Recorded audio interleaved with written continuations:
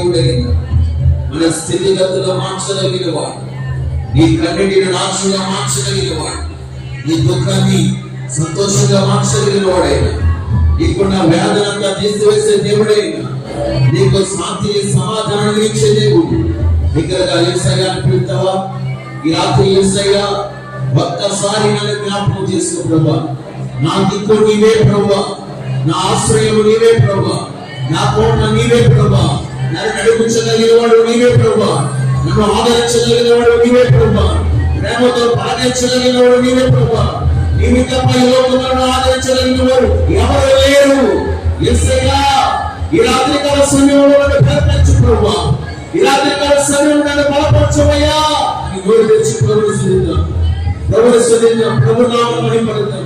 ఆయన ఆశ్చర్యమైన కార్యం చేసే దేవుడైనా, మన జీవితాన్ని నెమ్మదిగా నడిపించగలిగిన వాడైనా, నువ్వు ఏ సమస్యతో ఈ గుడిలో అడిగి పెట్టావు, నీకు నా సమస్యను విడుదల చేసే దేవుడైనా, నీకు సమాధానాన్ని ఇచ్చే దేవుడైనా, నీకు ప్రేమను చూపే దేవుడైనా, నీకు నా నిందలో అవమానాలు తొలగించగలిగిన దేవుడైనా యేసయ్య. ఒక్కసారి యేసయ్య అంటూ, యేసయ్య అంటూ నీ జీవితాన్ని మార్చగలిగిన వాడైనా యేసయ్య. హల్లెలూయా, హల్లెలూయా, హల్లెలూయా. ప్రభువుని స్తుతిద్దాం, హృదయపూర్వకంగా ప్రభువుని స్తుతిద్దాం. హల్లెలూయా, హల్లెలూయా. తొలగించినావు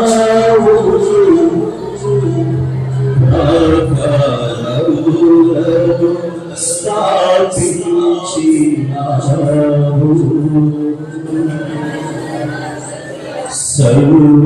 సర్వజనులలో నీ మహిమ వివరింప దీర్ఘాయువుతో నన్ను నింపినావు. నీ కృపబాహుల్యమే వీరని అనుబంధమై జీవ ప్రతిక్షణమునా నూతన ఫలమిచ్చెను. నీ కృపబాహుల్యమే వీరని అనుబంధమై అలచిన ప్రతిక్షణమునా నూతన ఫలమిచ్చెను. స్తుతి పాడుటకే ప్రతిష్ఠించిన జీవనదాతవు నీవేనయ్యా. స్తుతి పాడుటకే ప్రతిష్ఠించిన జీవనదాతవు నీవేనయ్యా. జీవనదాతవు ప్రేమించిన తల్లి ప్రేమను కోరాచినావా. నీ ప్రేమపై ఎన్నడూ యేసయ్యా, నీ ప్రేమపై ఎన్నడూ యేసయ్యా. జీవిత కాలమంతా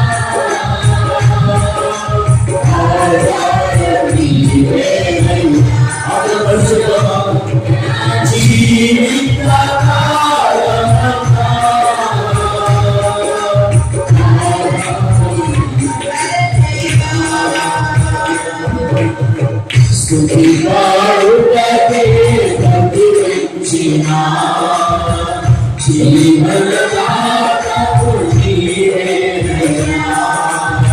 స్తుతి పాడుటకే ప్రతిష్ఠించిన జీవనదాతవు నీవేనయ్యా.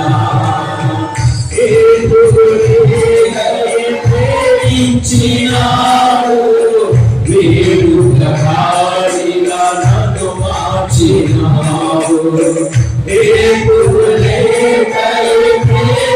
ప్రేమించినావు వేడుకకారిగా నన్ను మార్చినావు.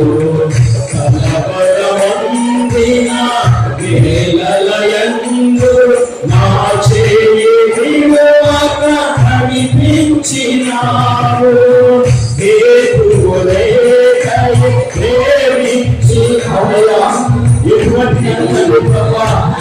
చూడకుండా ప్రేమిస్తున్న దేవుడు కదా. మేము కూడా ప్రభావ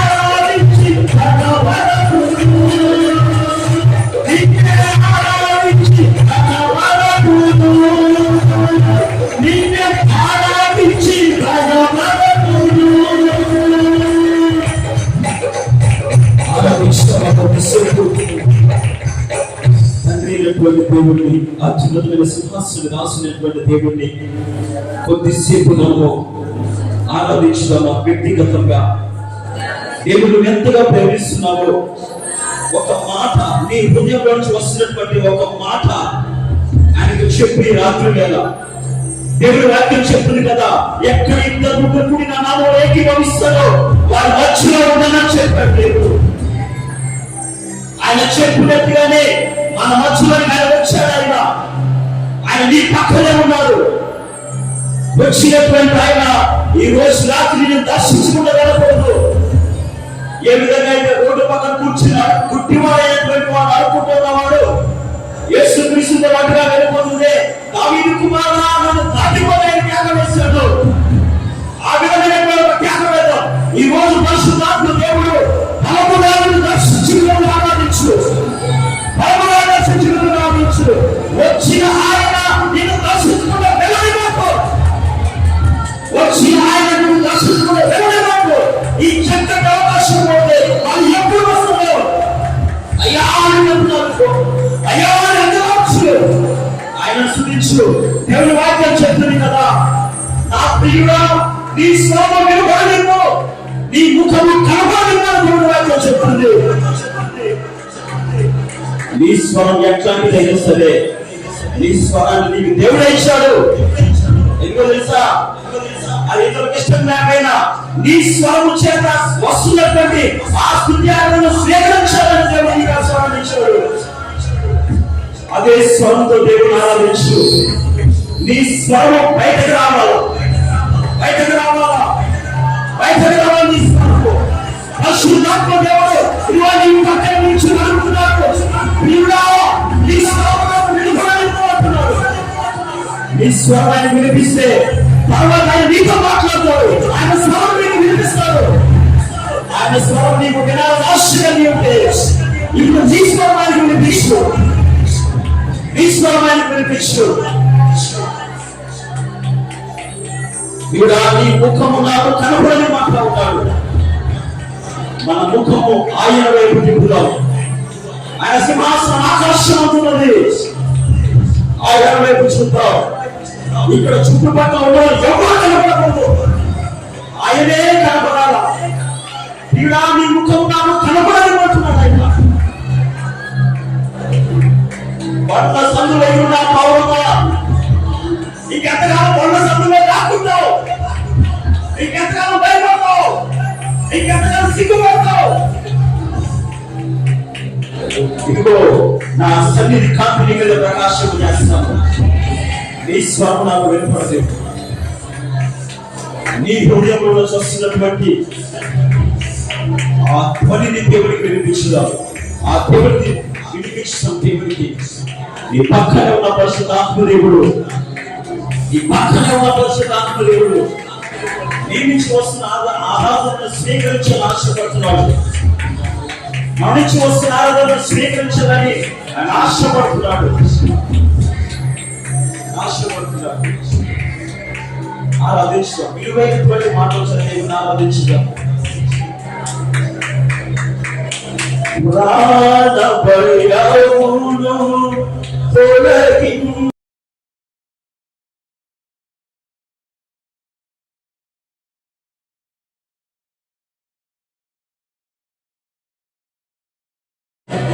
దేవుని స్తుతించుదాం. మన కొరకు ప్రాకారములను సిద్ధపరిచి స్థాపించాడు ఆయన. అయ్యా నాకు నా ప్రాణభయం తొలగించావయ్యా అని స్తోత్రం చెప్పు. నా కొరకు ప్రాకారములను స్థాపించావయ్యా అని స్తోత్రం చెప్పు. నా కొరకు స్థాపించావయ్యా. ఈ సమాజంలో, ఈ సంఘంలో, నా గ్రామంలో, నా ఇంటిలో నా గుర్తింపు లేదయ్యా, గుర్తింపు లేదయ్యా. నన్ను ఎవరో పట్టించుకోవట్లేదు ప్రభు. నా మాట ఎవరో అయ్యా తేలికగా తీసివేస్తున్నారు తండ్రి. అయ్యా నువ్వు నా కొరకు ప్రాకారాన్ని స్థాపిస్తున్నావయ్యా, ఎంతగా ప్రేమిస్తున్నావయ్యా.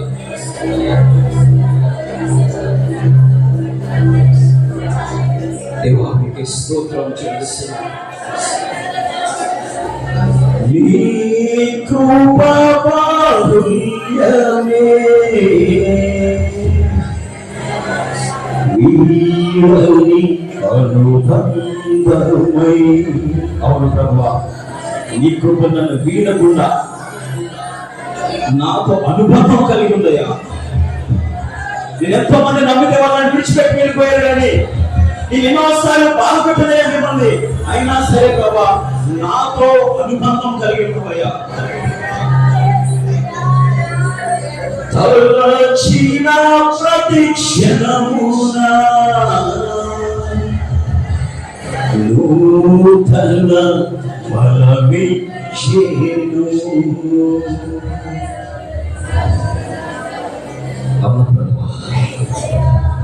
తలచిన క్షణాన్ని నాకు నూతన బలమిస్తున్నావు. నాపై ఉదయించే నీ మహిమా కిరణాలు కనుమరుగాయేను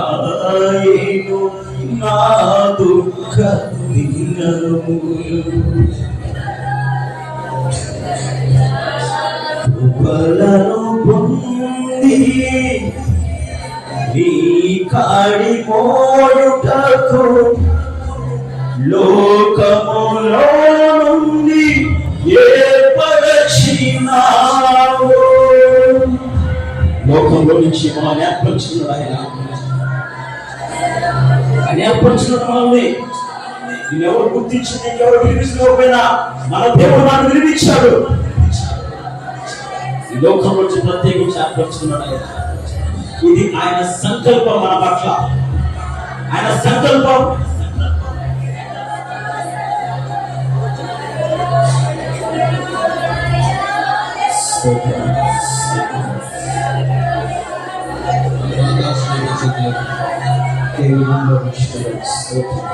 మనతో మాట్లాడే దేవుడైనా ఈ రాత్రి మన స్థితిని మార్చలేని ఒకసారి ఆకాశం చేతులని ప్రార్థన చేసుకున్నామా? మన జీవితాన్ని మార్చగలిగిన వాడు ప్రార్థన చేసుకున్నాం. దేవుని సేవకుడు సుధీర్ పాస్టర్ వచ్చి ప్రార్థన చేస్తారు. దేవుని వాక్య పరిచయంలో ఆయన మాట్లాడే దేవుడు, ఆదరించగలిగిన వాడే మన యేసయ్య, ప్రేమ చూపగలిగిన వాడే మన యేసయ్య. ప్రతి ఒక్కరు ప్రార్థన చేస్తున్నారు.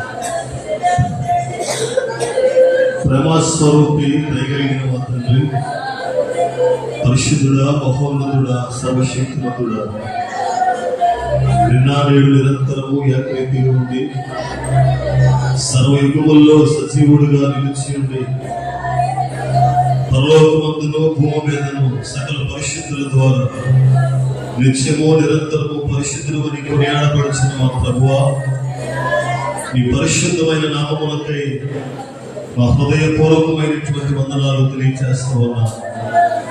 మరొక రాత్రి ఈ రీతిగా ఈ నామాన్ని స్తుతించడానికి, ఆరాధించడానికి మీరు మాకు అనుగ్రహించినటువంటి సమయాన్ని బట్టి, కృపను బట్టి మీ నామాన్ని స్తుతిస్తూ ఉన్నా. మీరు ఎంతైనా నమ్మదగిన దేవుడు ప్రభువా. మా ఎడల మీరు చూపిస్తున్న కరుణ వాత్సల్యమును బట్టి మీ నామాన్ని స్తుతిస్తూ ఉన్నాను. మరి నూతన సంవత్సరపు దయాకిరీటాన్ని మా జీవితంలో అనుగ్రహించి ఈ రాత్రికాల సమయంలో ఈ నామాన్ని స్తుతించడానికి ఇలాగున మమ్మల్ని అందరినీ సజీవులుగా సమకూర్చిన విధానమును బట్టి మీకు స్తోత్రాలు. ఇంతవరకు పాటలు పాడి ఘనమైనటువంటి మీ నామం పేరిట కొడుకుని నిన్ను మహిమపరిచి ఆరాధించి స్తుతించే భాగ్యాన్ని మాకు కలుగు చేసిన విధానమును బట్టి మీకు స్తోత్రాలు. ఈ రాత్రి వాక్యమైన దేవుడిగా మా మధ్యన మీరు సంచరించండి. మీ వాక్య ప్రత్యక్షత ప్రతి ఒక్కరు పొందుకునేలాగా, ప్రతి హృదయాలు తెరవబడినట్లుగా నీ కృపను దయచేయండి. నీ వాక్యపు వెలుగులో ప్రతి ఒక్కరు నడవబడినట్లుగా, నీ వాక్య ప్రత్యక్షతను ప్రతి ఒక్కరు పొందుకునే భాగ్యాన్ని దయచేయండి. ఆనాడు మోషేకు మీరు చూపించిన ఆ ముఖ దర్శనము, ఆ ప్రత్యక్షతను ఈ రాత్రి ప్రభువా నీ వాక్యం ద్వారా మీరు పొందుకునే భాగ్యాన్ని మాకు దయచేయండి. వెనగల చెవులను, గ్రహించగల మనసును ప్రతి ఒక్కరికి మీరు దయచేసి మంచి నేల నాటబడిన విత్తనం వలె నీ వాక్యము మా హృదయాలను ఫలించి ఫలభరితముగా మార్చబడినట్లుగా ఈ రాత్రి మీ సన్నిధానంలో చేరవచ్చిన బిడ్డలందరినీ మీరు జ్ఞాపకం చేసుకుని ఆత్మ చెప్పుతున్న సంగతులు చెప్పుగలవాడు వినున్నట్లుగా ప్రతి ఒక్కరు హృదయాలు, నేత్రాలు తెరవబడి నీ వాక్యపు లోతడుగుల్లో నడిచేటువంటి భాగ్యాన్ని మాకు దయచేయండి. ఈ రాత్రి మీ దాసులు క్షేమముగా మా మధ్యకు నడిపించారు. ఈ దాసులు నిలవబడి ఈ వాక్యాన్ని ప్రభువా మాకు వినిపిస్తూ ఉండగా, వాక్యమైన దేవుడిగా మా మధ్యన మీరు ఉండండి. మీ దాసులకు మరింత ఆత్మాభిషేకం అనుగ్రహించి ఈ రాత్రి మీరు మాతో మాట్లాడవలసిన ప్రతి మాటను సూటిగా, తేట తెల్లముగా మీరు మాట్లాడి మాలో ఉన్న ప్రతి విధమైన మలినము మేము తొలగించుకొని మరింత పరిశుద్ధతను, పవిత్రతను కలిగి జీవించినట్లుగా నీ వాక్యం చేత మమ్మల్ని కడిగి పరిశుద్ధపరచమని ఈ రాత్రి ఈ మందిరంలో చేరకూడిసిన బిడ్డలందరి జీవితాల్లో నీ వాక్యము ప్రభావం విస్తరించబడినట్లుగా, విత్తనం వలె ఫలించబడినట్లుగా నీ కృపా బాహుళ్యం చేత నడిపించి మీరు మహిమ పొందమని యేసయ్య నామములో నీకు వేడుకొనుచున్నాము తండ్రి.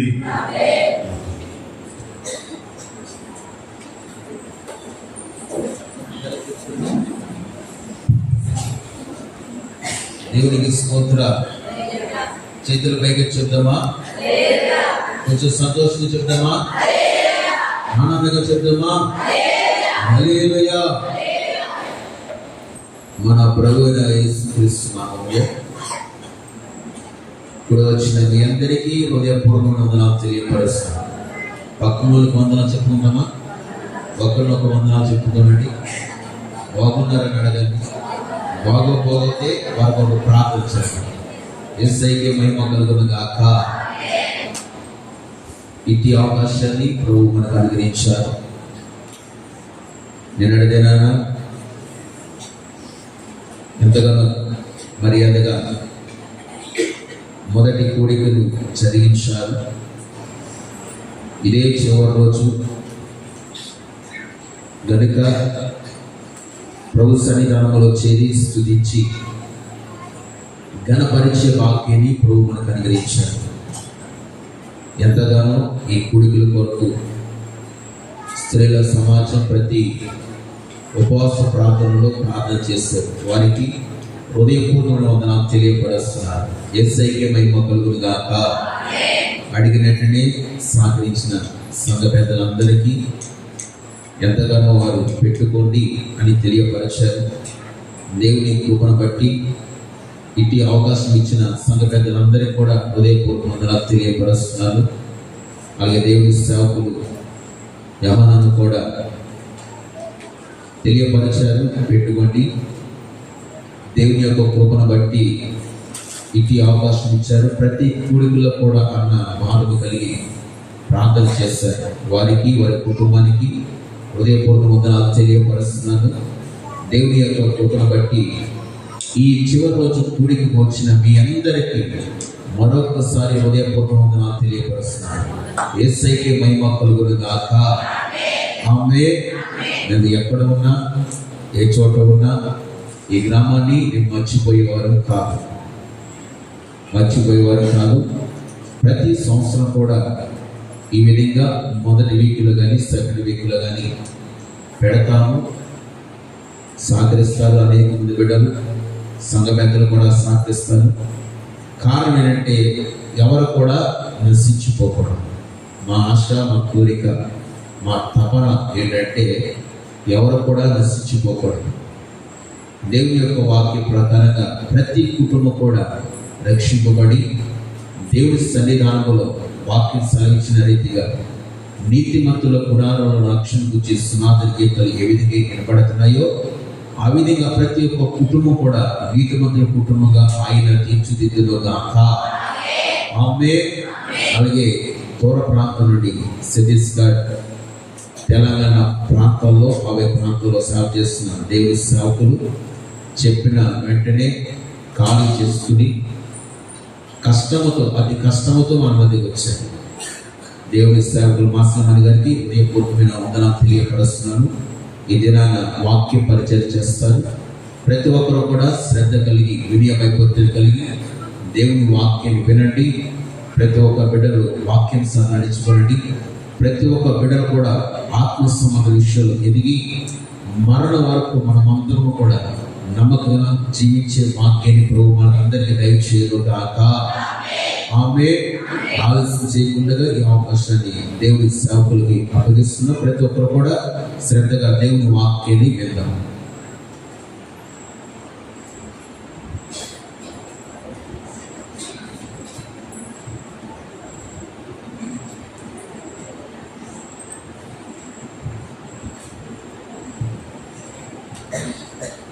మొదటిగా నాకు ఈ స్థితిలో వచ్చినటువంటి దేవునికి మహిమ కలుగును గాక.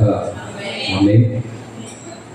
ఈ అవకాశాన్ని ఇచ్చినటువంటి దేవుని సేవకులకు నా హృదయపూర్వకంగా తెలియజేసుకుంటా ఉన్నాను. అలాగే చేరువచ్చినటువంటి సంఘమందరినీ కూడా ప్రభు యేసుక్రీస్తు వారి శ్రేష్టమైన నామమున నా హృదయపూర్వకంగా తెలియజేసుకుంటా ఉన్నాను. దేవునికి స్తోత్రం కలుగును గాక. హల్లెలూయా, హల్లెలూయా. ఇంతవరకు చక్కటి ఆరాధనలో మనం పాల్గొని ఉన్నాం. సమయం కూడా బాగానే ఉంది కాబట్టి డైరెక్ట్గా నేను వాక్యంలోకి వెళ్ళాలనుకున్నాను. వాస్తవానికి నా సాక్ష్యం మీకు ఎంతమంది తెలుసు? ఎవరికి తెలియదు అనమాట. ఒకరిద్దరు తెలుసు అనమాట, అంతే. ఒకరిద్దరు ముగ్గురు తెలుసు. నేను ఎవరో తెలుసు మీకు, కానీ నా సాక్ష్యం తెలియదు. సాక్ష్యము చెప్పుకుందాం అనుకున్నాను. 2 నిమిషాల్లో క్లుప్తంగా నా సాక్ష్యాన్ని పంచుకుంటాను. ఎందుకంటే నేను ఎక్కడ మొట్టమొదటిసారిగా నిలబడినప్పుడు నా సాక్ష్యం చెప్పుకోవడం నాకు అలవాటు. దేవుడి కృపను బట్టి ఆయన ఇచ్చినటువంటి పరిచర్యలో ఆయనకి మహిమకరంగా వాడుకుంటూ ఉన్నారు. అయితే ఆయన సేవలోనికి రాకముందు నేను హైదరాబాద్లో ఉద్యోగం చేసుకుంటూ ఉండేవాడిని. ఒక మెకానికల్ ఇంజనీర్గా నేను జాబ్ చేసుకుంటూ ఉండేవాడిని. రాకెట్ మోటార్ డిజైన్ ఇంజనీర్గా నేను వర్క్ చేసేవాడిని. నా చదువు అయిపోయిన తర్వాత ఉద్యోగం సంపాదించడానికి చాలా కష్టపడ్డాను. ఆయన కృపను బట్టి దేవుడు ఉద్యోగాన్ని ఇచ్చారు. కొంతకాలానికి ఉద్యోగం వచ్చింది. చేసుకుంటున్నాను. అంచెలంచెలుగా ఆశీర్వదిస్తూ ఉన్నారు. అయితే ఉద్యోగంలో చేరినటువంటి మా మెకానికల్ ఫీల్డ్లో ఏంటంటే 5-6 సంవత్సరాలు బాగా అనుభవం వస్తే తప్ప ఒక స్థితిలోకి వెళ్ళదు. అప్పుడు నేను ఉద్యోగం చేస్తూ ప్రారంభించాక 5 సంవత్సరాలు దాటింది. అమ్మయ్య, ఇప్పుడు ఇక లైఫ్ ప్రశాంతంగా ఉన్నది, అనుకున్నంత శాలరీ వస్తుంది, మంచి పొజిషన్ దేవుడు ఇచ్చాడు, మంచి కంపెనీలో కూడా ఉద్యోగం చేస్తూ ఉన్నాను. ఆ పరిస్థితిలో ఉన్నప్పుడు దేవుడి పిలుపు వచ్చింది. ఆయన సేవకు రమ్మని. నేను ప్రార్థనలో మామూలుగా ప్రార్థన చేసుకుంటున్నప్పుడు, నువ్వు చేయాల్సిన పని ఇది కాదు, నా సేవ చేయాలి, నా పనికి రావాలని ఆయన స్పష్టంగా మాట్లాడడం జరిగింది. హల్లెలూయా. మన దేవుడు మాట్లాడతారా? నమ్ముతున్నారు కదా. అంటే కొంతమంది ఉంటారు, మీతో మాట్లాడారా అని అంటారు కదా. అనుభవం ఉన్నవాళ్ళు తెలుస్తుంది. ప్రార్థనలో ఆయన దర్శించడం జరిగింది, ఆయన తినడం జరిగింది. అప్పుడు గిద్యోను వలె దేవుడిని పరీక్షించారు, అంటే శోధించారు, కన్ఫర్మ్ చేసుకున్నారు. ఇది నిజంగా నీ పిలుపేనా? అయితే వాక్యం ద్వారా మాట్లాడండి. అయితే దర్శనం ఒకటి ఇయ్యారు. వాక్యం ద్వారా మాట్లాడారు. ఆ తర్వాత ఒక దర్శనం ఇచ్చారు. ఈ రెండు కాదు కానీ డైరెక్ట్గా స్వరంతో మాట్లాడన్నారు. డైరెక్ట్గా స్వరంతో కూడా మాట్లాడి పలానా చోట నువ్వు సేవ చేయాలని దేవుడు చెప్పారు. హల్లెలూయా. అప్పుడే కొత్తగా పెళ్ళయింది. ఆ తర్వాత ఇంట్లో వాళ్ళకి చెప్పి వాళ్ళు కూడా చాలా సంతోషపడ్డారు. ఉద్యోగాన్ని విడిచిపెట్టి దేవుని సేవకు రావడమైంది. దేవుని సేవకు వచ్చి 3 సంవత్సరాలు పూర్తయింది. దేవునికి మహిమ కలుగును గాక. హల్లెలూయా. దేవుని కృపను బట్టి ఆయన బలముగా ఆయన వాడుకుంటూ ఉన్నారు. ఈ రాత్రి మీ మధ్యలోనికి ఆయన తీసుకుని వచ్చినందుకు దేవునికి స్తోత్రం కలుగును గాక. హల్లెలూయా. కొన్ని మాటలు మనం జాగ్రత్తగా ఆలోచించుదాం. ఏ వాక్యం చెప్పాలని ఆలోచిస్తూ ఉన్నప్పుడు, ప్రార్థన చేసుకుంటున్నప్పుడు దేవుడు సుమయోను గారి గురించి మాట్లాడమని ఆయన చూపిస్తూ ఉన్నాడు. సుమయోను గారి గురించి విన్నారా? సుమయోను గారి గురించి విన్నారు? ఎంతమంది తెలుసు? చాలా మంది తెలియదు. మెజారిటీ పీపుల్కి తెలియదే. చూడండి, లూకాసు వార్త 2వ అధ్యాయం. లూకాసు వార్త 2వ అధ్యాయం 25వ వచనం. యెరూషలేమునందు సిమియోను ఒక మనుష్యుడు నేను, అతడు నీతిమంతుడును భక్తిపరుడైన ఇశ్రాయేలు యొక్క ఆదరణ కొరకు కనిపెట్టువాడు, పరిశుద్ధాత్మ అతని మీద ఉండెను. దేవునికి మహిమ కలుగును గాక. ఆమేన్. చిన్న ప్రార్థన చేస్తున్నాం. పరిశుద్ధుడైన తండ్రి, మీకు స్తోత్రాలయ్యా. మీ దాసుడైన నేను ప్రభా నీ పక్షంగా నిలబడినాను తండ్రి. ప్రభా, ఇక్కడ నా సొంత మాటలు కానీ సొంత ఆలోచనలు కానీ ఏమాత్రం పని చేయకుండా యేసయ్య మీ శక్తుల నామంలో వాటిని బంధిస్తున్నాను తండ్రి. పరిశుద్ధాత్మదేవ, ఇక్కడ మీరు మాత్రమే కనపడాలి, మీ మాటలు మాత్రమే వినపడాలి నాయన. సహాయం దయచేదయ్యా.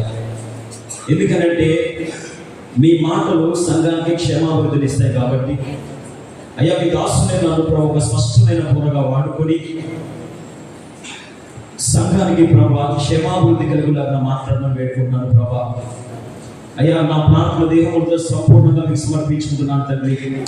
పరిశుద్ధాత్మదేవుని మీ స్మరణలో తీసుకొని చేరువచ్చిన సంఘంతో స్పష్టంగా మాట్లాడి మమ్మల్ని బలపరచమని వేడుకుంటూ యేసుక్రీస్తు వారి పరిశుద్ధ నామమున ప్రార్థిస్తున్నాము పరమ తండ్రి, ఆమేన్. చివరిలో కూర్చున్న వాళ్ళకి వాయిస్ క్లారిటీగా ఉందండి? క్లారిటీగా ఉన్న వాయిస్? ఓకే, మంచిది, రైట్. సుమయేలు గారు యెరూషలేములో ఉండేవాడు. ఆయన గురించి బైబిల్ గ్రంథంలో ఏమని రాయబడిందంటే ఆయన నీతిమంతుడును భక్తిపరుడును అని రాయబడింది. ఇంకా పరిశుద్ధాత్మ దేవుడు ఆయన మీద ఉండేవాడు. ఆయన పరిశుద్ధాత్మ చేత నింపబడినటువంటి వ్యక్తిగా ఉండేవాడు. అయితే ఆయన యెరూషలేములో ఉన్నప్పుడు యేసుక్రీస్తు ప్రభువారు పుట్టిన తర్వాత యేసుక్రీస్తు ప్రభువారిని దేవాలయంలోకి తీసుకుని వెళ్ళారు. ఈ సందర్భం ఇక్కడ రాయబడి ఒకసారి చదవండి. అదే లూకా సువార్తలో 22వ వచనం, 2:22. మోషే ధర్మశాస్త్రము చొప్పున వారు తమ్మును శుద్ధి చేసుకుని దినములు గడిచినప్పుడు ప్రతి తొలిచూలు మగపిల్ల ప్రభువుకు ప్రతిష్ఠ చేయబడవలెను అని ప్రభు ధర్మశాస్త్రమందు రాయబడినట్టు ఆయనను ప్రభువునకు ప్రతిష్ఠించుటకును ప్రభు ధర్మశాస్త్రమందు చెప్పబడినట్లు గోపాల చేతనైనను 2 పావుర పిల్లలు బలిగా సమర్పించినట్లు వారు ఆయనను యెరూషలేమునకు తీసుకొని పోయేది. హల్లెలూయా. ఎవరు తీసుకుని వెళ్ళారు? వారు ఆయన తీసుకుని వెళ్ళారంటే వారు అని ఎవరు? ఆ తల్లిదండ్రుల పేరేంటి? యోసేపు గారు, మరియమ్మ గారు. ఎవరిని తీసుకుని వెళ్ళారు? యేసుక్రీస్తు ప్రభువుని తీసుకుని వెళ్ళారు. ఎన్ని దినముల తర్వాత, ఆయన పుట్టిన ఎన్ని దినముల తర్వాత ఆయనను దేవుని మందిరానికి తీసుకుని వెళ్ళారు? ఎన్ని దినముల తర్వాత తీసుకెళ్లారు? మనకు ఎందుకు ఇబ్బంది? ఒక్కసారి లేవియాకాండము 12వ అధ్యాయము, లేవియాకాండము 12వ అధ్యాయము మొదటి నుంచి కొన్ని మాటలు చదవండి. ఒక్కరు దయచేసి ఒక్కరు. మోషేతో ఇలాగూ సెలవిచ్చెను, ఒక స్త్రీ గర్భవతి అయి మగ పిల్లని కన్న తర్వాత ఎన్ని దినాలండి? ఇది లెక్క, ఇది గుర్తుపెట్టుకోండి. 7 దినాలు పుట్టాలై ఉండెను.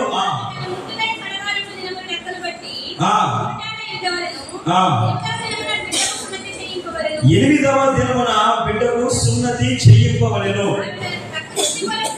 ఆమె తన రక్తశుద్ధి కొరకు 33 దినముల నుండి తన రక్తశుద్ధి దినములు సంపూర్ణ మగు వరకు ఆమె పరిశుద్ధమైన దేనినైనా ముట్టకూడదు, పరిశుద్ధ స్థలంలో ప్రవేశింపకూడదు. ఎన్ని దినాలండి? 8 దినాలు. 33 ఎంత? ఆ 40 దినాలు అయ్యే వరకు మందిరానికి వెళ్ళొచ్చా? పరిశుద్ధ స్థలంలో ప్రవేశింపకూడదు అనే నియమం ఉన్నది కదా. మనం అనుకుంటే సున్నతి 8వ రోజు జరిగిపోతుంది. చర్చిలో మందిరంలో జరగలేదు సున్నతి, ఇంటి దగ్గర జరిగింది, బయటే జరుగుతుంది. 40 రోజుల తర్వాత తమను శుద్ధీకరించుకున్నటువంటి దినములు పూర్తయిన తర్వాత యేసుక్రీస్తు బాలుడుగా ఉన్నటువంటి యేసుక్రీస్తు ప్రభువుని తీసుకొని మరియమ్మ గారు, యోసేపు గారు దేవుని మందిరంలోనికి వెళ్ళారు. 8 దినాల తర్వాత చెప్పాలి. 8 దినములు 40 రోజులు లెక్క దొరికిందా లేదా? 8 దినాలు కాదు, క్లారిటీ వచ్చిందా? రైట్. 40 దినాల తర్వాత దేవుని మందిరంలోనికి వారిని తీసుకుని వెళ్ళారు యేసుక్రీస్తు ప్రభువుని. అయితే యేసుక్రీస్తు ప్రభువుని అక్కడ తీసుకుని వెళ్ళారు. యేసుక్రీస్తు ప్రభువుని ఎందుకు తీసుకెళ్లారు? మళ్ళీ ఎవరో సమాధానం. ఏంటి ఆజ్ఞేది? ప్రతి తొలిచూలు మగపిల్లను ప్రభువునకు ప్రతిష్ఠ చేయబడవలని అని తీసుకుని వెళ్ళారు. ఓకే, మంచిది. మరి మరియమ్మ గారు యేసు గారు ఎందుకు వెళ్ళారు? అదేంటి మరి? ఆయన వెళ్ళాడు కదా, ఆయన ఉంటారు కదా. నేను దానితో పాటు ఇంకో ముఖ్యమైన కారణం ఉన్నది. మరి మరియమ్మ గారు యేసు గారు ఎందుకు వెళ్ళారు? చదవండి. ఇక్కడే లేవియాకాండము 12వ అధ్యాయము 12వ అధ్యాయము లేవ్యాకాండము 6 నుంచి చదవండి. కుమారుని కొరకే గాని కుమార్తె కొరకే గాని ఆమె శుద్ధి దినములు పూర్తి అయిన తరువాత ఆమె శుద్ధి దినములు సంపూర్తి అయిన తరువాత ఆమె దహన బలిగా ఒక ఏడాది గొర్రె పిల్లను ఆమె దహన బలిగా ఒక ఏడాది గొర్రె పిల్లను పాప పరిహారార్థ బలిగా ఒక పావులకు పిల్లనైనను తెల్లగువనైనను ప్రత్యక్ష గుడారము యొక్క ద్వారమునకు యాజకుని యొద్దకు తీసుకుని రావలెను. యాజకుని యొద్దకు తీసుకొని రావలెను. ఇప్పుడు చెప్పండి, మరియం గారు ఏమేమి తీసుకుని వెళ్ళారు అక్కడికి? ఎందుకు వెళ్ళారు అంటే మరియం గారు ఎందుకు వెళ్ళారు? పాప పరిహారార్థ బలి. వారు శుద్ధ దినములు పూర్తయిన తర్వాత పాప పరిహారార్థ బలిగా అక్కడికి వెళ్ళడం జరిగింది. జాగ్రత్తగా గమనించాలి. దేవుని వాక్యాన్ని మనం చదువుతున్నప్పుడు చాలా జాగ్రత్తగా మనం చదవాలి, చాలా జాగ్రత్తగా చదవాలి. నాకు ఒక బాధపడే విషయం మందిరంలో రాగానే చూసింది ఏంటంటే, బైబిల్స్ మన కాళ్ళ దగ్గర ఉంటున్నాయి. బైబిల్స్ మన కాళ్ళ దగ్గర ఉంటున్నాయి. జాగ్రత్తగా వినండి. బైబిల్స్ మన కాళ్ళ దగ్గర ఉన్నప్పుడు, ఎందుకంటే దేవుని వాక్యము ఇది కేవలం మనుషులు రాసింది కాదు. యెహోవా సన్నిధిలో సిద్ధపరచబడినటువంటి ధర్మశాస్త్రం ఇది. యెహోవా సన్నిధి అంటే అత్యున్నతమైన సింహాసనం, ఆయన ఆశీనుడై ఉన్నాడు. ఆయన చుట్టూ 24 పెద్దలు ఉన్నారు, తెలుసు కదా. 24 పెద్దలు ఆయన చుట్టూ ఉన్నారు. ఈ 24 పెద్దల పని ఏంటి?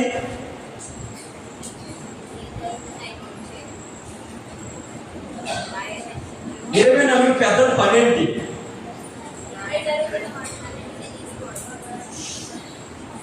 ఏం చేస్తారు అసలు 24 పెద్దలు అక్కడ? అయ్యో, ఒక్కరు కూడా సమాధానం చెప్పట్లేదు. ఒక్కసారి యోబు గ్రంథము తీయండి ఒకసారి. యోబు గారు ఆయన శ్రమ కాలంలో, ఆయన శోధించబడుతున్న కాలంలో ఆయన బాధ తట్టుకోలేక దేవుణ్ణి వెతకడానికై ఆయన ఆత్మ చేత దర్శనంలో ఆయన పరలోకానికి వెళ్ళాడు. పరలోకానికి వెళ్ళినప్పుడు దేవుడు ఎక్కడున్నాడు ఈ పరలోకంలో అని వెతుకుతా ఉన్నాడు. పరలోకంలో 4 దిక్కులు ఉన్నాయి. ఆ 4 దిక్కులలో ఏ దిక్కున ఉన్నాడు దేవుడు అని ఆయన దర్శనంలో యోబు గారు వెతుకుతా ఉన్నప్పుడు ఆయనకి అక్కడ కొన్ని కనిపించినాయి. ఏమేమి కనిపించినాయి అక్కడ చూడండి ఒకసారి. 23వ అధ్యాయంలో, యోబు గ్రంథం 23వ అధ్యాయము 8-9 చదవండి. నేను తూర్పు దిశకు వెళ్ళినాను, ఆయన అచ్చట లేడు. అంటే పరలోకంలో తూర్పు సైడ్ వెళ్తే ఆయన అక్కడ లేడంట దేవుడు. పడమట దిశకు వెళ్ళినాను, ఆయన అక్కడ కనపడడం లేదు. ఆయన పనులు జరిగించు ఉత్తర దిశకు పోయినాను, ఆయన పనులు జరిగించు ఉత్తర దిశ అంట. పరలోకంలో 4 దిక్కులు అనుకుంటే ఉత్తర దిక్కున పనులు జరిగించారంట. అంటే పనులు జరిగించేటువంటి దిక్కు అంటే, పనులు జరిగించేటువంటి ఒక కార్యాలయం. ఇక్కడ మనం ఏమంటామంటే ఒక ఆఫీస్ అంటాం. పనులు జరిగితే ఆఫీస్లోనే పనులు జరిగించే కార్యాలయము ఒక ఆఫీస్. పరలోకంలో పనులు జరిగించేటువంటి స్థలం ఉన్నదంట. ఏం పనులు జరిగితే అక్కడ? పరలోకంలో పనులు జరిగించే స్థలం ఉందని ఇక్కడ రాయబడింది. పనులు జరిగించే స్థలం పైకి వెళ్ళాను, అక్కడ కూడా ఆయన కనపడలేదు నాకు అంటాడు. అంటే పనులు జరిగించే ఆఫీస్ పరలోకంలో ఉంది. ఏ పనులు జరిగితే పరలోకంలో ఆఫీస్ లో ఏం వర్క్ చేస్తారు? ఎవరు ఉంటారంటే అక్కడ 24 పెద్దలు ఉంటారు. వారితో పాటుగా ఆ సభలో యేసుక్రీస్తు ప్రభువు తండ్రి దగ్గర కూర్చున్నప్పుడు ఎట్లానంటే, ఈయన ఆలోచనకర్త. మన దేవుడి పేరేంటి? ఆలోచనకర్త. ఈయన కొన్ని ఆలోచనలు ఇస్తాడు, ఆ ఆలోచనలు వీళ్ళు రాయాల. అందుకనే అపోస్తుల కార్యముల గ్రంథంలో 7వ అధ్యాయంలో, అపోస్తుల కార్యముల గ్రంథము 7వ అధ్యాయంలో 53వ వచనం చదవండి.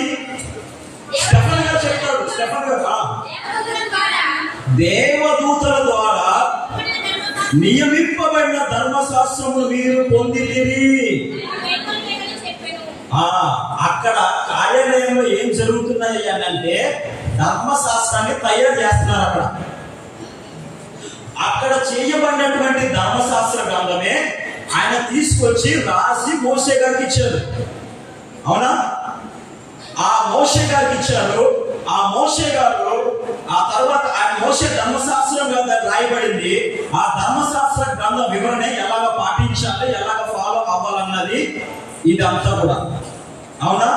మరి ఇలాగా పరలోకంలో సిద్ధపరచబడినటువంటి ఈ బైబిల్ గ్రంథాన్ని కాళ్ళకడ పెట్టడం ఏంటండి? అంత విలువైన గ్రంథాన్ని కాళ్ళకడ పెట్టడం ఏంటి? దాని అంటే ఇష్టానుసారంగా పడేటువంటి కరెక్ట్ కాదు కదా. అది ఏమాత్రం కరెక్ట్ కాదు. ఒకసారి ఆలోచన చేద్దాం. పరలోకం నుంచి సిద్ధపరచబడి వచ్చినటువంటి దేవుని యొక్క గ్రంథం. ఇంకోటి ఏంటంటే వాక్యము వింటున్నప్పుడు కొంతమంది మొబైల్ చూసుకుంటా ఉన్నారు, కొంతమంది అటు ఇటు ఆలోచిస్తూ ఉన్నారు, అటు ఇటు చూస్తూ ఉన్నారు. పరలోకం నుంచి సంఘానికి దేవుని యొక్క వాక్కు రావడానికి 7 స్టేజ్లు దాటుకుని రావాలి. తెలుసా? 7 స్టేజెస్. 7 అంత ఈజీగా దేవుని వాక్కు రాదు ఈ లోకానికి. 7 స్టేజ్లు దేవుని దాటుకొని రావాలి. ఎట్లానంటే ప్రకటన గ్రంథము 1వ అధ్యాయము, ప్రకటన గ్రంథం 1వ అధ్యాయము 1వ వచనం, యేసుక్రీస్తు తన దాసులకు కనపరచుటకు దేవుడు ఆయనకు అనుగ్రహించిన ప్రత్యక్షత. దేవుడు ఎవరికి అనుగ్రహించారన్న ఈ ప్రత్యక్షతని? దేవుడు యేసుక్రీస్తు తండ్రి అయిన దేవుడు యేసుక్రీస్తు ప్రభువారికి అనుగ్రహించాడు. యేసుక్రీస్తు ప్రభువారు ఏం చేశారంటే ఆయన ఏదైనా వర్తమానంలో చెప్పాలనుకున్నప్పుడు ఆయన దూత రాయబడిన చూడండి ఒకసారి. ఈ సంగతులు త్వరలో సంభవింపనైనవని ఆయన తన దూత ద్వారా యేసుక్రీస్తు ప్రభువారు నెంబర్ 3 దూతకు చెప్తాడు. గబ్రియేలు దూత వచ్చి ఆయన శిష్యులతో ఏదైనా చెప్పాలని కూడా గబ్రియేలు దూత చెప్తాడు. అవునా? 3వది గబ్రియేలు దూతకు చెప్తాడు. ఆ దూత వచ్చి శిష్యులకు చెప్పారు. వాళ్ళు పాటించారు. అంతేకాదు దూత బయలుపరచబడినటువంటి దూత చేత బయలుపరచబడిన దూతలు చూపించినవి వాళ్ళు ఈ గ్రంథంలో రాశారు. ఈ గ్రంథంలో రాసినటువంటి వాటిని సేవకుడు చదువుతాడు. 5వ స్థానంలో సేవకుడు ఉన్నాడు. ఈ సేవకుడికి పరిశుద్ధాత్మ దేవుడు వాటిని బయలుపరుస్తాడు. ఈ సేవకుని వాటిని 6వ స్థానంలో పరిశుద్ధాత్మ దేవుడు సంఘానికి చెప్తాడు. అందుకే ఏమంటాడంటే ఆత్మ సంఘములతో చెప్పుచున్న మాట చెవి గలవాడు వినును గాక. హల్లెలూయా. పరలోకం నుంచి సంఘానికి దేవుని వాక్కు రావడానికి 7 స్టేజెస్ ఉన్నాయి. అంత ఈజీగా దేవుని వాక్కు రాదు. కాబట్టి దయచేసి జాగ్రత్తగా ఆయన మాటలు మనం ఆలోచించుదాం. హల్లెలూయా. బైబిల్ గురించి వివరించాను. దేవుని వాక్కు ఎలా వస్తుందో మీకు చెప్పాను. కాబట్టి ఇప్పుడు బైబిల్ చక్కగా ఒళ్ళో పెట్టుకోండి. రెండోది ఏంటంటే ఈ విలువైనటువంటి దేవుని వాక్యాన్ని జాగ్రత్తగా వినండి. ఇప్పుడు నేను సబ్జెక్ట్ లోకి వెళ్తున్నాను. నాకు ఇప్పుడు దాకా చెప్పింది ఖచ్చితంగా కాదు. అర్థమవుతుందా? నేను సుమియేలు గారి గురించి మాట్లాడదాం అనుకున్నాను. నా మాట అర్థమవుతుందా? రైట్. సుమియేలు గారు వచ్చేసేటప్పటికి లూకా సువార్త యెరూషలేమునందు అతడు నీతిమంతుడును ఇశ్రాయేలు యొక్క ఆదరణ కొరకు కనిపెట్టేవాడు, భక్తిపరులను నీతిమంతుడైనటువంటి సుమియేలు గారు ఇశ్రాయేలు యొక్క ఆదరణ కొరకు కనిపెట్టువాడుగా ఉన్నాడు. అంటే ఒక్కసారి ఇటు నా వైపు చూడండి. ఈ మాటను పెట్టుకుని మనం ఆలోచన చేద్దాం. ఇశ్రాయేలు యొక్క ఆదరణ కొరకు కనిపెడుతున్నటువంటి దేవుని సేవకుడు అంటే నేను ఒక ప్రశ్న అడుగుతున్నాను. ఆదరణ ఎవరికి కావాలి? ఇక ఇశ్రాయేలుకు ఆదరణ లేదు, ఇశ్రాయేలుకు ఆదరణ ఎప్పుడు వస్తుంది అని సుమేరులు కనబడుతున్నారంట. నేను మిమ్మల్ని అడిగే ప్రశ్న ఏంటంటే, ఆదరణ ఎవరికి అవసరం? ఆదరణ నన్ను ఆదరించుకోవాలనుకుంటే బాగుండు అని మనకి ఎప్పుడు అనిపిస్తుంది? బాధలో ఉన్న వారికి ఆదరణ అవసరం. ఇంకా ఒంటరిగా ఉన్న వాళ్ళకి, సమస్యల్లో ఉన్న వాళ్ళకి కదా, శోధనలో ఉన్న వాళ్ళకి, అవునా, వీళ్ళందరికీ కూడా ఆదరణ అనేది అవసరం.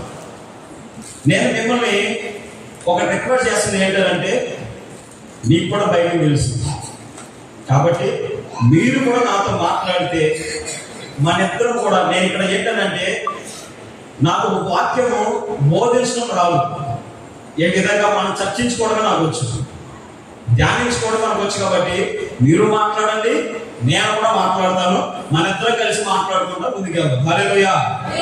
కాబట్టి అప్పుడు ఏంటంటే మీరు వినాల్సిన బాధ, అప్పుడు మీరు కూడా చెప్తున్నట్టే లెక్క. మీరు అక్కడ కూర్చున్నా, నేను ఇక్కడ నిలబడ్డది, అంతే తేడా. అర్థమవుతుందా?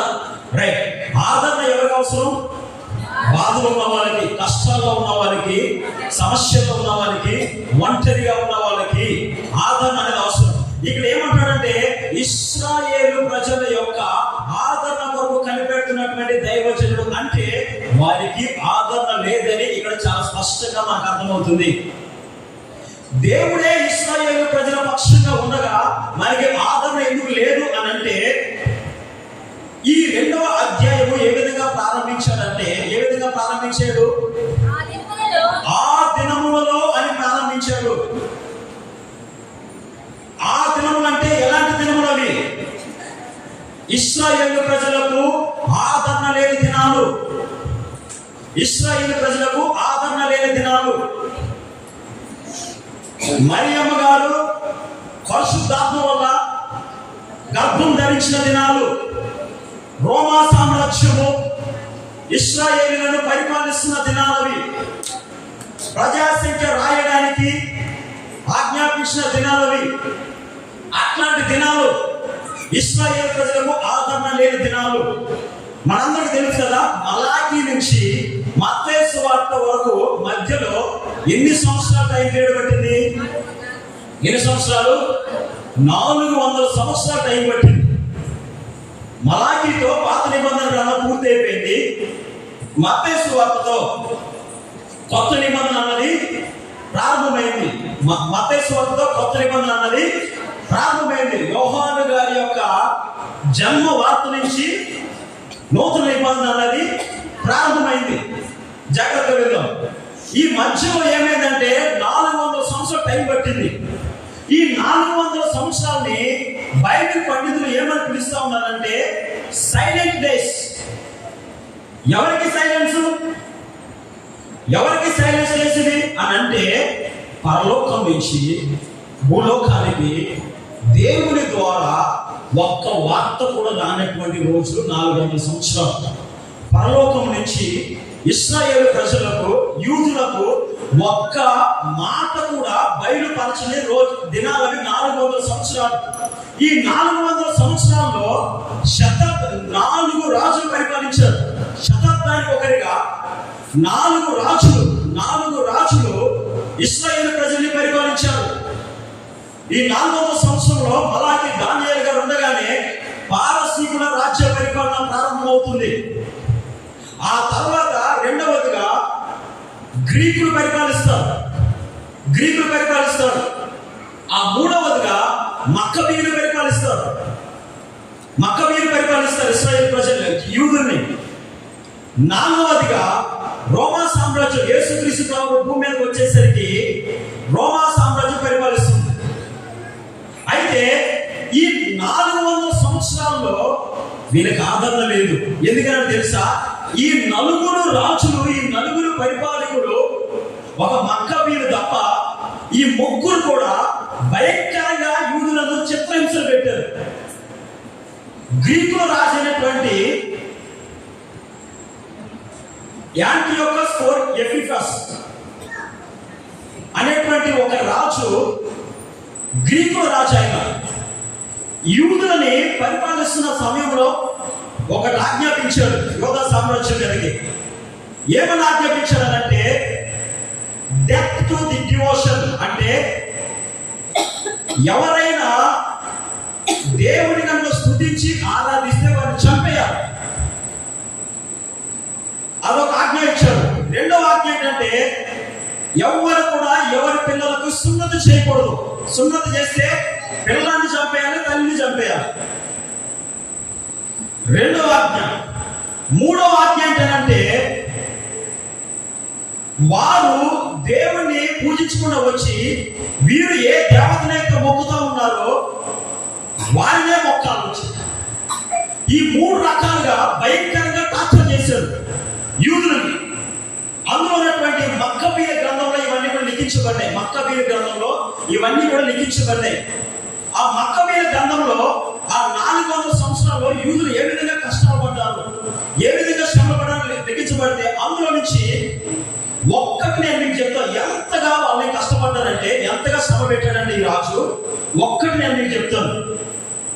ఏంటంటే ఈ యాంటియోకస్ IV అనేటువంటి రాజు యూదులకి ఒక శాసనం విడుదల చేశారు.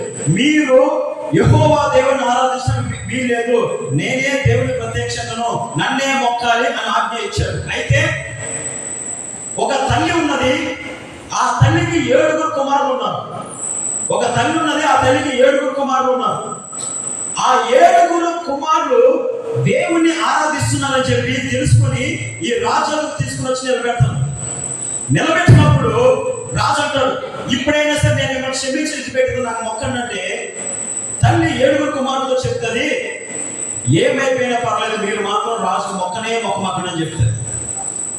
చెప్పినప్పుడు ఏం జరుగుతుందంటే తల్లి ఎదురుగానే, పిల్లలు ఎదురుగానే పెద్ద కుమారుని ఆ రాజు తీసుకుని ఏం చేస్తాడంటే చూస్తుండగానే తల మీద ఉన్నటువంటి చర్మాన్ని చెక్కిచ్చేస్తాడు. చర్మాన్ని ఒలిపించేస్తాడు. తల మీద ఉన్న చర్మాన్ని ఒలిపించేస్తాడు. ఒలిపించేసి ఇప్పుడు అంటాడు, ఇప్పుడైనా సరే నాకు మొక్కని విడిచిపెట్టేస్తాను అంటాడు. తల్లి అంటది, అయినా సరే తగ్గొద్దు అని చెప్పేసి అంటది. అప్పుడు మొత్తం శరీరం అంతా కూడా చర్మం ఒలిపించేసి మూకిట్లో వేసి మంచిగా వేయిస్తుంది. ఏది 6 అన్నదమ్ముల ముందు, తల్లి ముందు అతన్ని నూనెలో వేయిస్తారు. అయినా సరే తల్లి ఏమంటదంటే మేము నీకు మొక్కమని చెప్పేసి అన్నారు. ఆ తర్వాత అదే ప్రకారంగా మిగిలినటువంటి సహోదరులను 6 మందిని కూడా అదే ప్రకారంగా చేస్తే 6వ వాడుగా చిన్నవాడు కూడా మిగిలిపోతే అప్పుడు రాజు అంటే, అరే ఇంత భయంకరమైన పరిస్థితులు చూస్తూ నీ ఎదురుగానే కదా మీరు చర్మం ఒలిచేసి ఈ విధంగా నూనెలో వేయిస్తూ ఉంటే మీ దేవుడు ఏమి సహాయం చేయట్లేదు కదా, మీ దేవుడు ఉంటే సహాయం చేయాలి కదా, నేను విడిపించాలి కదా, మిమ్మల్ని ఆదుకోవాలి కదా, ఇంతగా చిత్రహింస నేను పెడుతుంటే నువ్వైనా నాకు మొక్కరాలంటే తల్లి ఏమంటది, నువ్వు అసలు తగ్గడానికి లేదు, దేవుడిని మాత్రం తప్ప నేను ఎవరికి మొక్కమని చెప్పగానే తల్లిని కొడుకులు కూడా దారుణంగా చంపేస్తారు. ఒక తల్లి తన కొడుకుకి సున్నతి చేపిస్తుంది. 8వ రోజున సున్నతి చేపిస్తే ఆ చిన్న పిల్లగాన్ని చంపేసి ఆ తల్లి మెడలో ఆ చిన్న పిల్లగాన్ని కట్టి ఆ ఊరంతా ఊరేగించి తల్లి మెడకి ఆ చిన్న పిల్లగాన్ని ఏలాడేసి, చంపేసిన పిల్లగాన్ని ఏలాడేసి ఊరంతా ఊరేగిస్తాడు. ఇంకెవ్వరు కూడా ఇలా చేయకూడదని భయపెట్టడానికి ఊరంతా ఊరేగించి ఆ తల్లిని పిల్లలతో కలిసి ఎత్తైన ఒక ప్రాకారంగా తీసుకుని వెళ్ళి అక్కడి నుంచి కింద తోసి పడేసి చంపేస్తాడు. ఈ 400 సంవత్సరంలో ఈ విధంగా భయంకరమైనటువంటి శిక్షలు పొందారు యూదులు. దేవుడి ప్రజలు ఇంత శిక్షించబడుతున్నప్పటికీ కూడా, అంతేకాదు పరిశుద్ధమైనటువంటి దేవాలయంలో శ్రేష్టమైనటువంటి దహనాలు అర్పించే చోటన పందిని బలిస్తాడు తీసుకుని వెళ్ళి, రాజు తీసుకుని వెళ్ళి. అయినా సరే పరలోకం నుంచి ఎటువంటి సమాధానం, పరలోకం నుంచి ఏ శిక్ష రాదు. ఇంకా రెచ్చిపోతూ ఉంటాడు, ఇష్టానుసారంగా చాలా పనులు చేస్తూ ఉంటాడు.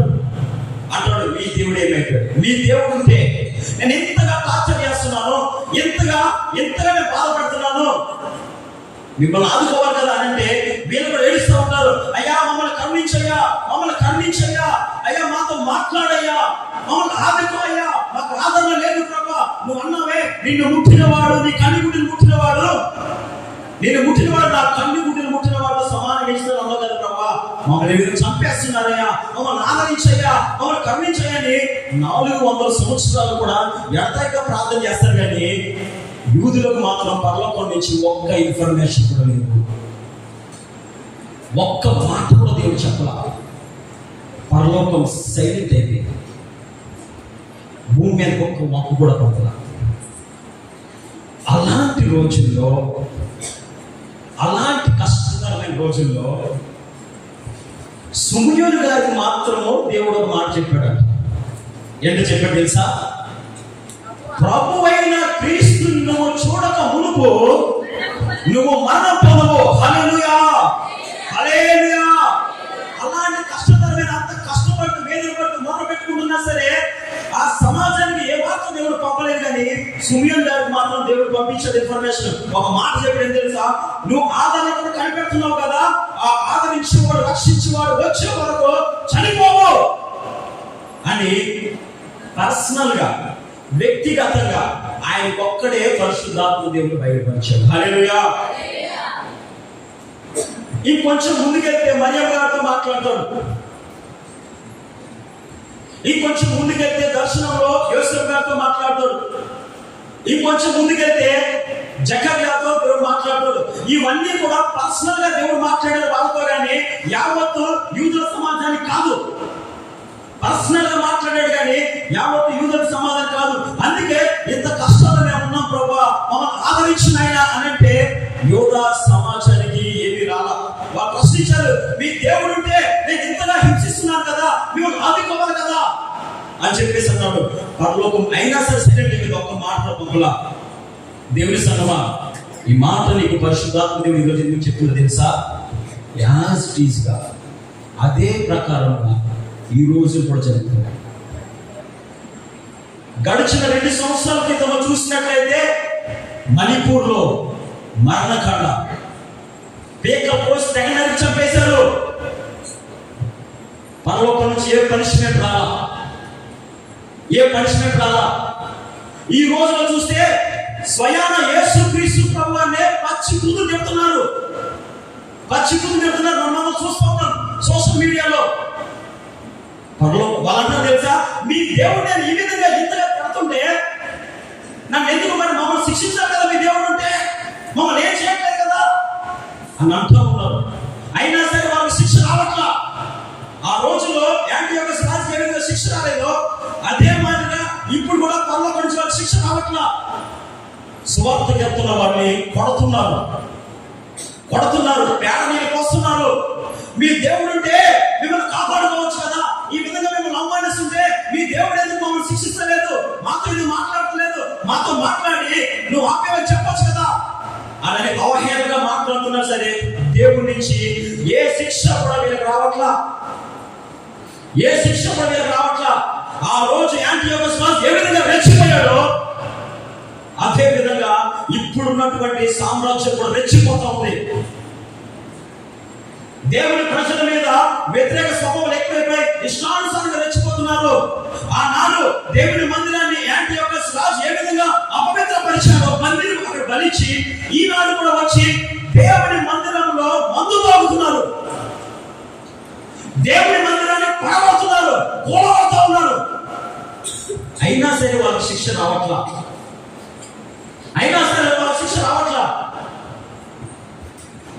ఆ రోజుల్లో రోమా సామ్రాజ్యమే కావచ్చు, యూదుల్ని అంతగా శిక్షించినప్పటికీ, యాంటియోకస్ రాజే కావచ్చు, యూదుల్ని అంతగా శిక్షించి అంతగా బాధ పెట్టినప్పుడు కూడా పరలోకము సైలెన్స్ అయిపోయిందనంటే ఏమి మాట్లాడేదని అర్థంలో కారణం ఏంటి తెలుసా?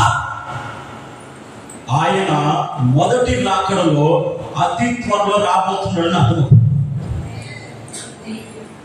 స్వయంగా రక్షకుడే భూలోకానికి రాబోతున్నాడు అని అర్థమప్పుడు ఆయన రాక కోసమే సమస్తాన్ని భూలోకంలో సెట్ చేస్తున్నాడు. ఆయన భూలోకంలో సెట్ చేసే పనులు ఉన్నాయి కాబట్టి ఆ రోజు అదార్థం. మరి ఈ రోజుల్లో సంఘం మీద ఇంత విధ్వంసం జరుగుతున్నప్పటికీ, బాధలు జరుగుతున్నప్పటికీ, దేవుడే స్వయంగా దూషిస్తున్నప్పటికీ కూడా దేవుడు పరలోకము వాడిని శిక్షించకుండా మౌనంగా ఉండడానికి కారణం తెలుసా? ఆయన త్వరగా రాబోతున్నాడు. హల్లెలూయా! ఆయన త్వరగా రాబోతున్నాడు. ఈసారి ఆయన రాబోతున్నది ప్రేమించడానికి కాదు, ఈసారి ఆయన రాబోతున్నది ప్రాణం పెట్టడానికి కాదు, ఈసారి ఆయన రాబోతున్నది నువ్వు అవమానిస్తే అవమానాలు పడడానికి కాదు. ఈసారి ఆయన వస్తుంది కరుణామయుడిగా రావట్లా, న్యాయాధిపతిగా వస్తున్నాడు ఆయన. హల్లెలూయా! న్యాయాధిపతిగా వస్తున్నాడు ఆయన. వాని క్రియలు చొప్పున వానికి జీతం ఇవ్వడానికి వస్తున్నాడు ఆయన.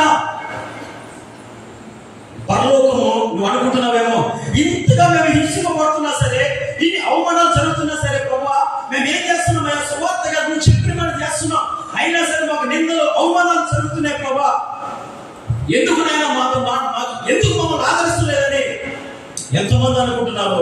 వారితో దేవుడు చెప్తున్న మాట తెలుసా? ఆయన సైలెంట్ గా ఉండిపోవడానికి కారణం, ఏమి శిక్షించకుండా అలా కనిపెట్టడానికి కారణం ఏంటి తెలుసా? ఆయన త్వరగా రాబోతున్నాడు కాబట్టి. హల్లెలూయా! ఆయన త్వరగా రాబోతున్నాడు. ఒకటి, యూదుల్లో ఆ విధంగా బాధ పెట్టినందుకు యాంటియోకస్ రాజు ఒక కారణం అయితే, రెండో కారణం కూడా ఉంది. రెండో కారణం ఏంటి తెలుసా? దేవుని ప్రజలు దేవుని ఆజ్ఞకు వ్యతిరేకంగా జీవించారు కాబట్టి దేవుడు వారిని చెప్పాడు. నా మాట మీకు అర్థమవుతుందా? దేవుని ప్రజలు యేసుక్రీస్తు ప్రభువారు ఆయన భూలోకం నివసిస్తున్నప్పుడు కూడా అదే మొత్తం ఏమంటుందంటే, శాస్త్రుల్ని పరిశీలన పట్టుకుని మొత్తం ఇష్టం వచ్చినట్టే క్లాసిస్తాం. అదే మీరు సింహం కొట్టిన సమాధి లేకుండా అంటాడు. మీరు సోపులను పుదికలను బదులు ఇస్తారు కానీ ప్రధానమైన ఆజ్ఞలు పాటించినంటాడు. ఇష్టం వచ్చినట్టుగా వాళ్ళు క్లాస్ ఇస్తాడు. అంటే దేవుని ఆజ్ఞకు శాస్త్రులు పరిచయులు ప్రధాన యాజకులు దేవుని బిడ్డలు కూడా దేవుని ఆజ్ఞకు వ్యతిరేకంగా జీవించారు. అయినా సరే వారికి కూడా శిక్ష వచ్చేది కాదు పరలోకం నుంచి. అప్పుడు మరి ఏలీ టైంలో అన్యాగ్నిని సమర్పిస్తే, ఏలీ కుమారులు అన్యాగ్ని సమర్పించినందుకు ఏమైతే వాళ్ళు అక్కడికి వచ్చాయి కదా.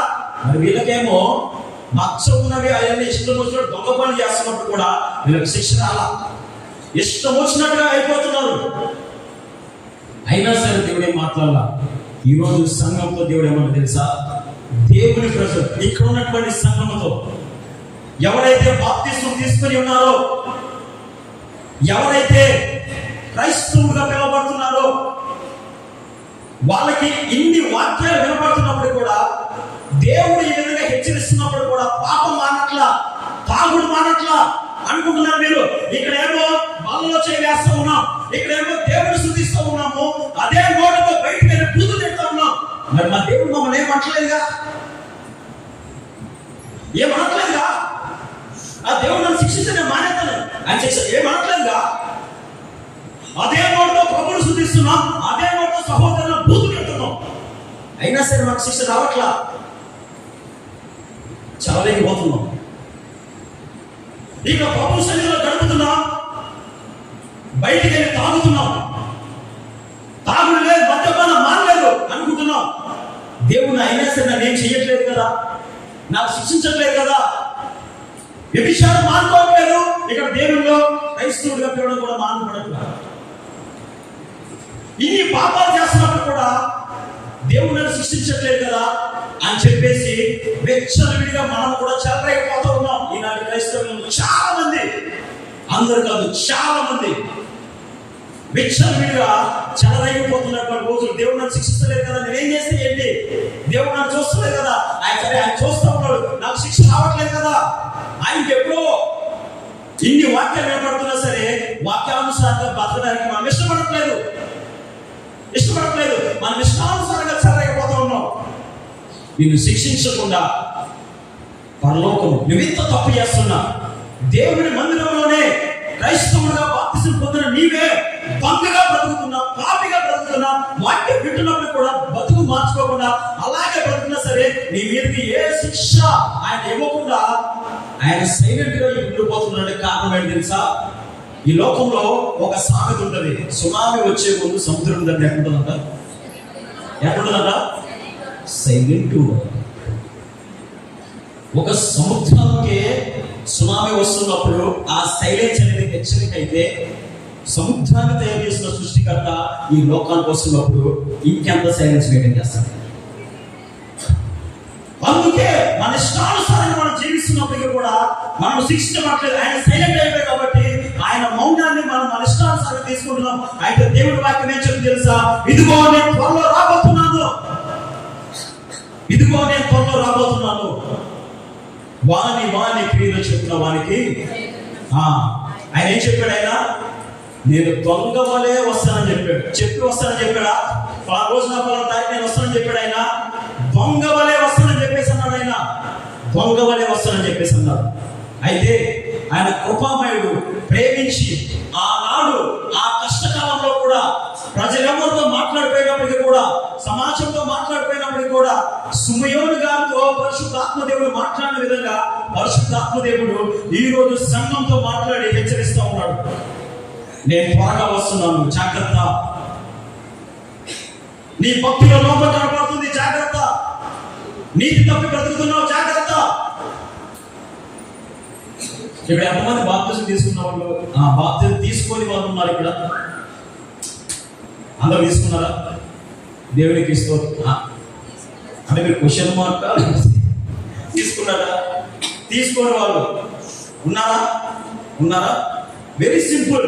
ఎవరైతే బాప్తిజం తీసుకోలేదో వాళ్ళు యేసుక్రీస్తు ప్రభువుని దేవుడిగా నమ్మలేదని అర్థం.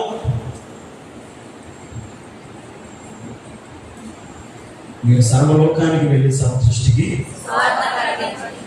నమ్మి బాప్తిజం పొందిన వాళ్ళు నమ్మితే ఏం చేస్తారట? నమ్మి రక్షణ కాదు, నమ్మి బాప్తిజం పొందినవాడు రక్షింపబడును. మనం బాప్తిజం తీసుకోవాలని నమ్మలేదనే అర్థం, అంతేగా? నమ్మలేదు మరి, నమ్మితే ఖచ్చితంగా ఎందుకు తీసుకో? నమ్మి బాప్తిజం తీసుకున్నవాడు రక్షింపబడును. వయసు ఉందా? 8 ఏళ్ళకి బయట బాప్తిజం తీసుకున్న వాళ్ళ సాక్ష్యాలు మనం వినలేదా? నేను చెప్పాను ఒక సహోదరుడికి, నా స్టడీ కంప్లీట్ అయిపోవాలన్నా, నేను చనిపోయాడు.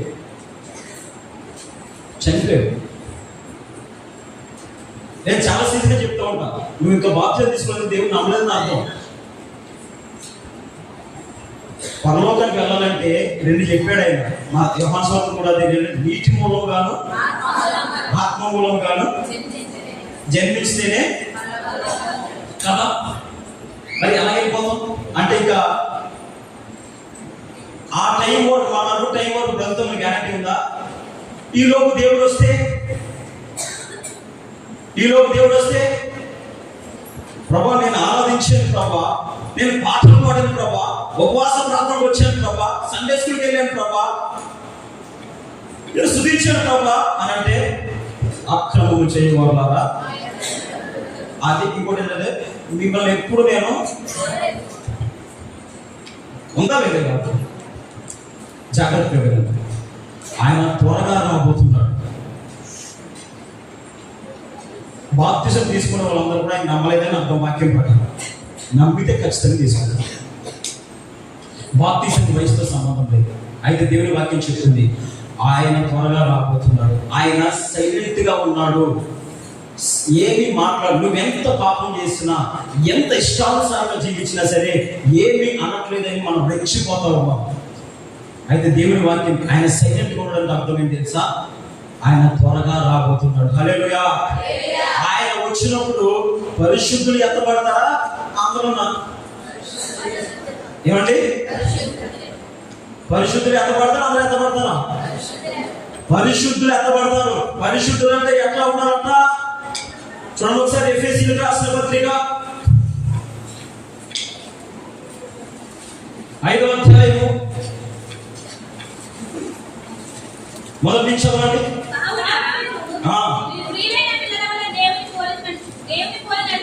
మీరు ప్రియులైన పిల్లల వల్ల దేవుని పోలి నడుచుకోండి. క్రీస్తు మిమ్మల్ని ప్రేమించి పరిమళ వాసన ఉండకు మన కొరకు తను తన దేవుడికి అర్పణం గాని బలిగా అర్పించుకొనెను. అలాగునని మీరును ప్రేమ కలిగి నడుచుకోండి. ఆ నెక్స్ట్ ఏముంది? మీలో జారత్వమే కానీ ఏ విధమైన అపవిత్రతే కానీ. ఇక్కడ ఏ విధమైన అపవిత్రత అంటే అందులో లిస్ట్ లో చాలా ఉంటాయి. అంటే ఆయన తాగొద్దు అన్నది తాగకూడదు, తినొద్దు అన్నది తినకూడదు, వెళ్ళొద్దు అన్న చోటికి వెళ్ళకూడదు, మాట్లాడొద్దు అన్నది మాట్లాడకూడదు, చూడొద్దు అన్నది చూడకూడదు. అపవిత్ర ఏ విధమైన అపవిత్రత అన్నాడు. ఇక్కడ చాలా ఉన్నాయి అందులో. ఇవన్నీ కూడా తర్వాత ఏమన్నాడు? లోభత్వమే కానీ వీటి పేరేమి ఎత్తకూడదు. ఇది చెప్పాలి, ఇది పరిశుద్ధులకు తగినది. హల్లెలూయా. పరిశుద్ధులకు తగినది జారత్వము. అసలు ఆ పేరు కూడా నీ నోట రావడానికి లేదు అన్నాడు. నాకు ఎట్లా పోతావు? ఏ విధంగా అపవిత్రత వద్దన్నాడు. ఇంకోటి తెలుసా? పరిశుద్ధులకి లోపత్వం కూడా. లోపత్వం అంటే ఏంటి? లోపత్వం అంటే ఏంటి? పిసినారుతనం. పిసినారులు కూడా పరిశుద్ధులు కాదంట. మరి తెలుసా? ఎంతమంది? నేను అర్హత చేయట్లేదు, నేను అబద్ధాలు ఆడలేదు, నేను దొంగతనం చేయట్లేదు, నేను వ్యభిచారం చేయట్లేదు, ఈ వయసులో నేను ఏం చేయగలను, ఏం చేయట్లేదు, నాకు బుద్ధి వచ్చింది అని చెప్పేసి. కానీ దేవుడికి ఇచ్చే విషయంలో మాత్రం దాచుకుంటే నువ్వు లోబివి, నువ్వు పిసినారివి. పిసినారి కూడా పరిశుద్ధులు కాదని ఇక్కడ ఉంది. చాలా మంది ఏమంటారు తెలుసా? ఒక ఆయన ఉపవాస ప్రాంతం మీరు ఎందుకు వస్తలేదని అడిగితే ఆయన అన్నాడు, నేను ఇప్పుడు ఏం పాపం చేయట్లేదు కదన్నా. అంటే పెద్ద వయసు అయింది, నేను ఇప్పుడు ఏం పాపం చేయట్లేదు కదన్నా, నేను ఎందుకు ఉపవాస ప్రాంతం కాదు. అప్పుడు ఈ లిస్ట్ చూపించాను అన్నమాట. ఈ లిస్ట్ చూపించినప్పుడు ఆ లోపత్వం దాకా దొరికిపోయాడు. ఇప్పుడు రావాల్సిందేగా.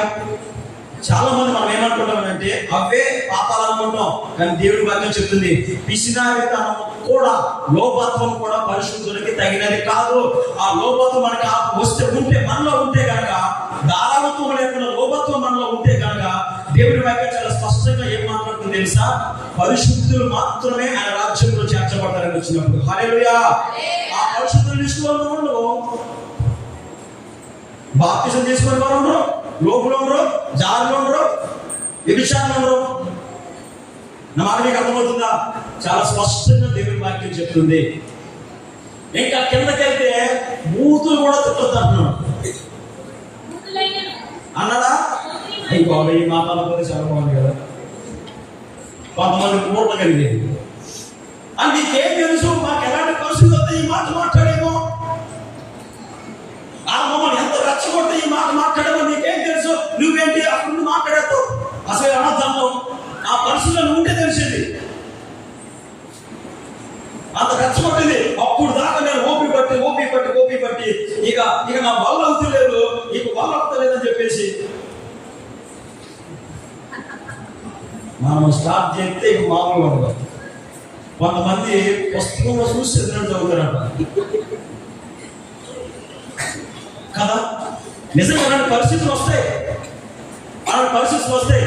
కానీ పరిశుద్ధులకి తగినది కాదు. పరిశుద్ధులకి తగినది కాదు చెప్తున్నా. ఆయన చెప్తాడు, అదే నోటుగా మనం దేవుడు శుద్ధిస్తాము, అదే నోటుతో బూతులు మాట్లాడుతున్నాం, అంగీకరించబడవు. ఆయన త్వరలో రాబోతున్నాడు. బూతులు తిట్టడానికి బూతులైనను సరసోక్తులైనను అంటే ఏంటి? హలో, ఎంతమంది ఉన్నారు ఇక్కడ? ఇదేంటి నాకు చెప్పాలా? పోకిరి మాటలంటే ఏంటి? సరస్వతి తెలుసులేదు. పోకిరి మాటలంటే ఏంటి? కేవలంగా మాట్లాడు. ఈ మధ్యలో నేను చూస్తూ ఉన్నాను, కొంతమంది ఎవరసలు ఏం చేస్తా ఉన్నారంటే పోకిరి చేస్తానంటే, ఉదాహరణకి ఎట్లా అంటే వాళ్ళు నడుచుకుంటూ వెళ్తున్నారు అనుకో, వీళ్ళు ఇక్కడ నిలబడి ఎట్లా అంటారు,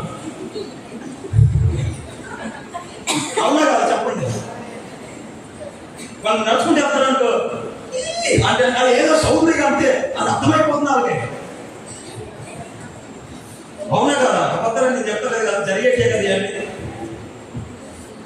అంటే ఈ మార్పులు కాదు కానీ చేష్టల్లో కూడా ఆ యొక్క లక్షణాలతో కూడా అదేదో సినిమాలో చూశారట, ఇట్లా ఇట్లా అని చెప్పేసి ఒక కేక వేస్తారట. తెలుసులే, చాలా మంది తెలుసు. జాగ్రత్తగా వినండి. పోకిరి చేష్టలైనను సరస్వక్తులు అంటే తెలుసు, మీరు అసలు చెయ్యకూడదు అని చెప్పేసి అన్నాడు. తర్వాత ఇంకేమన్నాడు?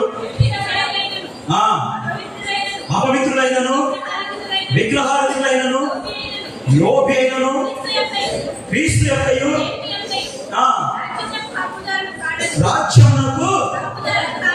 రాజ్యమునకు చెప్పలేదు. ఆయన రాజ్యానికి హక్కుదారులు కారు. నువ్వు ఎంత ప్రార్థన చేసినా, ఎన్ని ఆరాధనలో పాల్గొన్నా, ఎన్ని ఉపవాస ప్రార్థనలో ఇలాంటి ఆలోచన, ఇలాంటి భక్తి జీవితం మనం కొనసాగించకుండా మనం ఆచరిస్తున్నప్పుడు కూడా అక్రమము చెయ్యి వాళ్ళ దగ్గర నుంచి పోనంటాడంతే. అందుకే మీరు ప్రియులైన పిల్లల వలె దేవుని పోలి నడుచుకోనండి. దేవదాస్ అయ్య గారి దగ్గర బైబిల్ మిషన్ స్థాపకుడు దేవదాస్ అయ్య గారి యొక్క సాక్ష్యం నేను విన్నాను. ఆయన 6 ఏళ్ల వయసులో ఉన్నప్పుడు ఆయనని స్కూల్లో జాయిన్ చేయడానికి వాళ్ళ బాబాయ్ తీసుకుని వెళ్తే ఆ స్కూల్ అడ్మినిస్ట్రేషన్ వాళ్ళు, నేను మీకు సీట్ ఇస్తాం కానీ నువ్వు ప్రార్థన చేస్తే సీట్ ఇస్తామన్నారంట.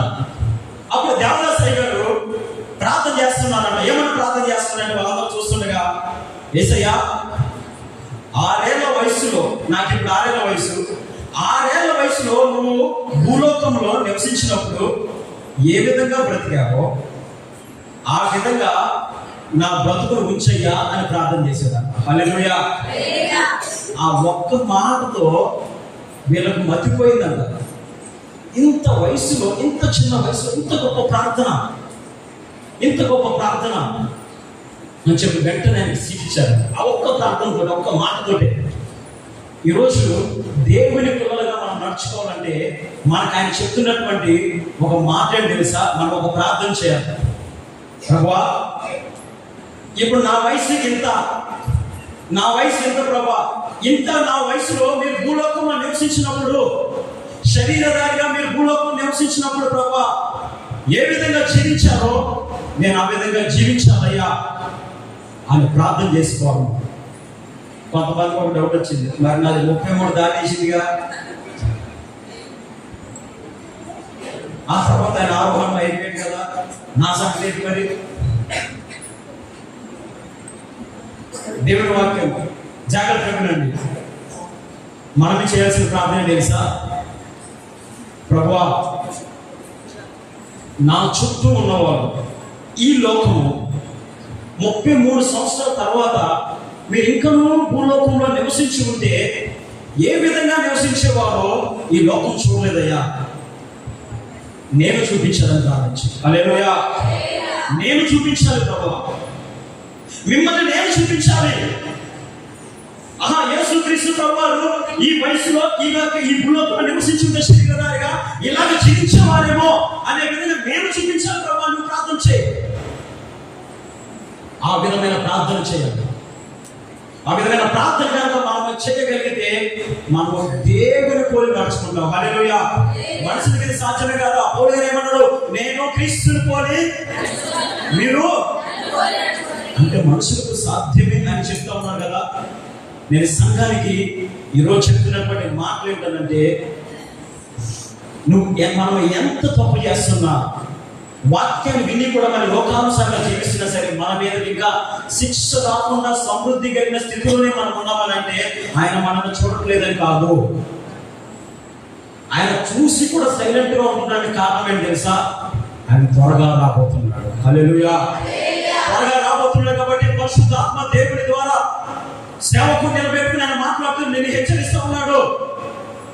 సరి చేసుకో, నేను చూస్తా ఉన్నాను, సరి చేసుకో. పరలోకంలో ఆఫీస్ ఉన్నారు కదా, మనం చూసి చెప్పిన చదువుకున్నాం కదా, పరలోకంలో ఆఫీస్ ఉన్నారు కదా. మరి అక్కడ మొదట్లో ధర్మశాస్త్రం రాశారు, బయటకు పూర్తి అయిపోయింది, మరి ఆఫీస్ ఉందా లేదా? మరి ఏం చెప్తున్నాడు ఇప్పుడు ఆఫీస్లో? ఏం జరుగుతుంది అక్కడ ఆఫీస్లో? చూడండి మలాకీలో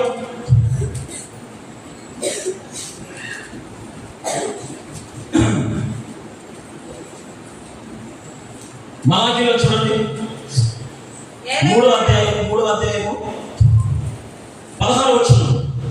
అప్పుడు యెహోవా యందు భయభక్తులు గలవారు ఒకరితో ఒకరు మాట్లాడుకొనుచుండగా యెహోవా యందు భయభక్తులు గలవారు ఒకరితో ఒకరు మాట్లాడుకొనుచుండగా యెహోవా చెవి ఎక్కి ఆలకించెను. దేవుడు చెవి యొగ్గి మన మాటలన్నీ వింటున్నాడు అని రాయబడుతుంది ఇక్కడ. ఇంకా యెహోవా యందు భయభక్తులు కలిగి ఆయన నామమును స్మరించుచున్న వారికి జ్ఞాపకార్థంగా ఒక గ్రంథము ఆయన సముఖమందు వ్రాయబడెను. మన లెక్కలన్నీ కూడా జ్ఞాపకార్థంగా ఏమేమి చేసామో గ్రంథంలో రాస్తా ఉన్నాడు. ఆఫీసులో ఇప్పుడు ఏం పనులు జరుగుతున్నాయి అక్కడ? మన లెక్కలన్నీ రాస్తా ఉన్నాడు. కాబట్టి దేవుడు చూస్తున్నాడు, మన మాటలు వింటున్నాడు. కాబట్టి అంత్య దినాల్లో ఉన్నటువంటి సంఘమైన మనము మన చుట్టూ ఉన్న పరిస్థితులు మనకి ఏం చెప్తున్నా తెలుసా?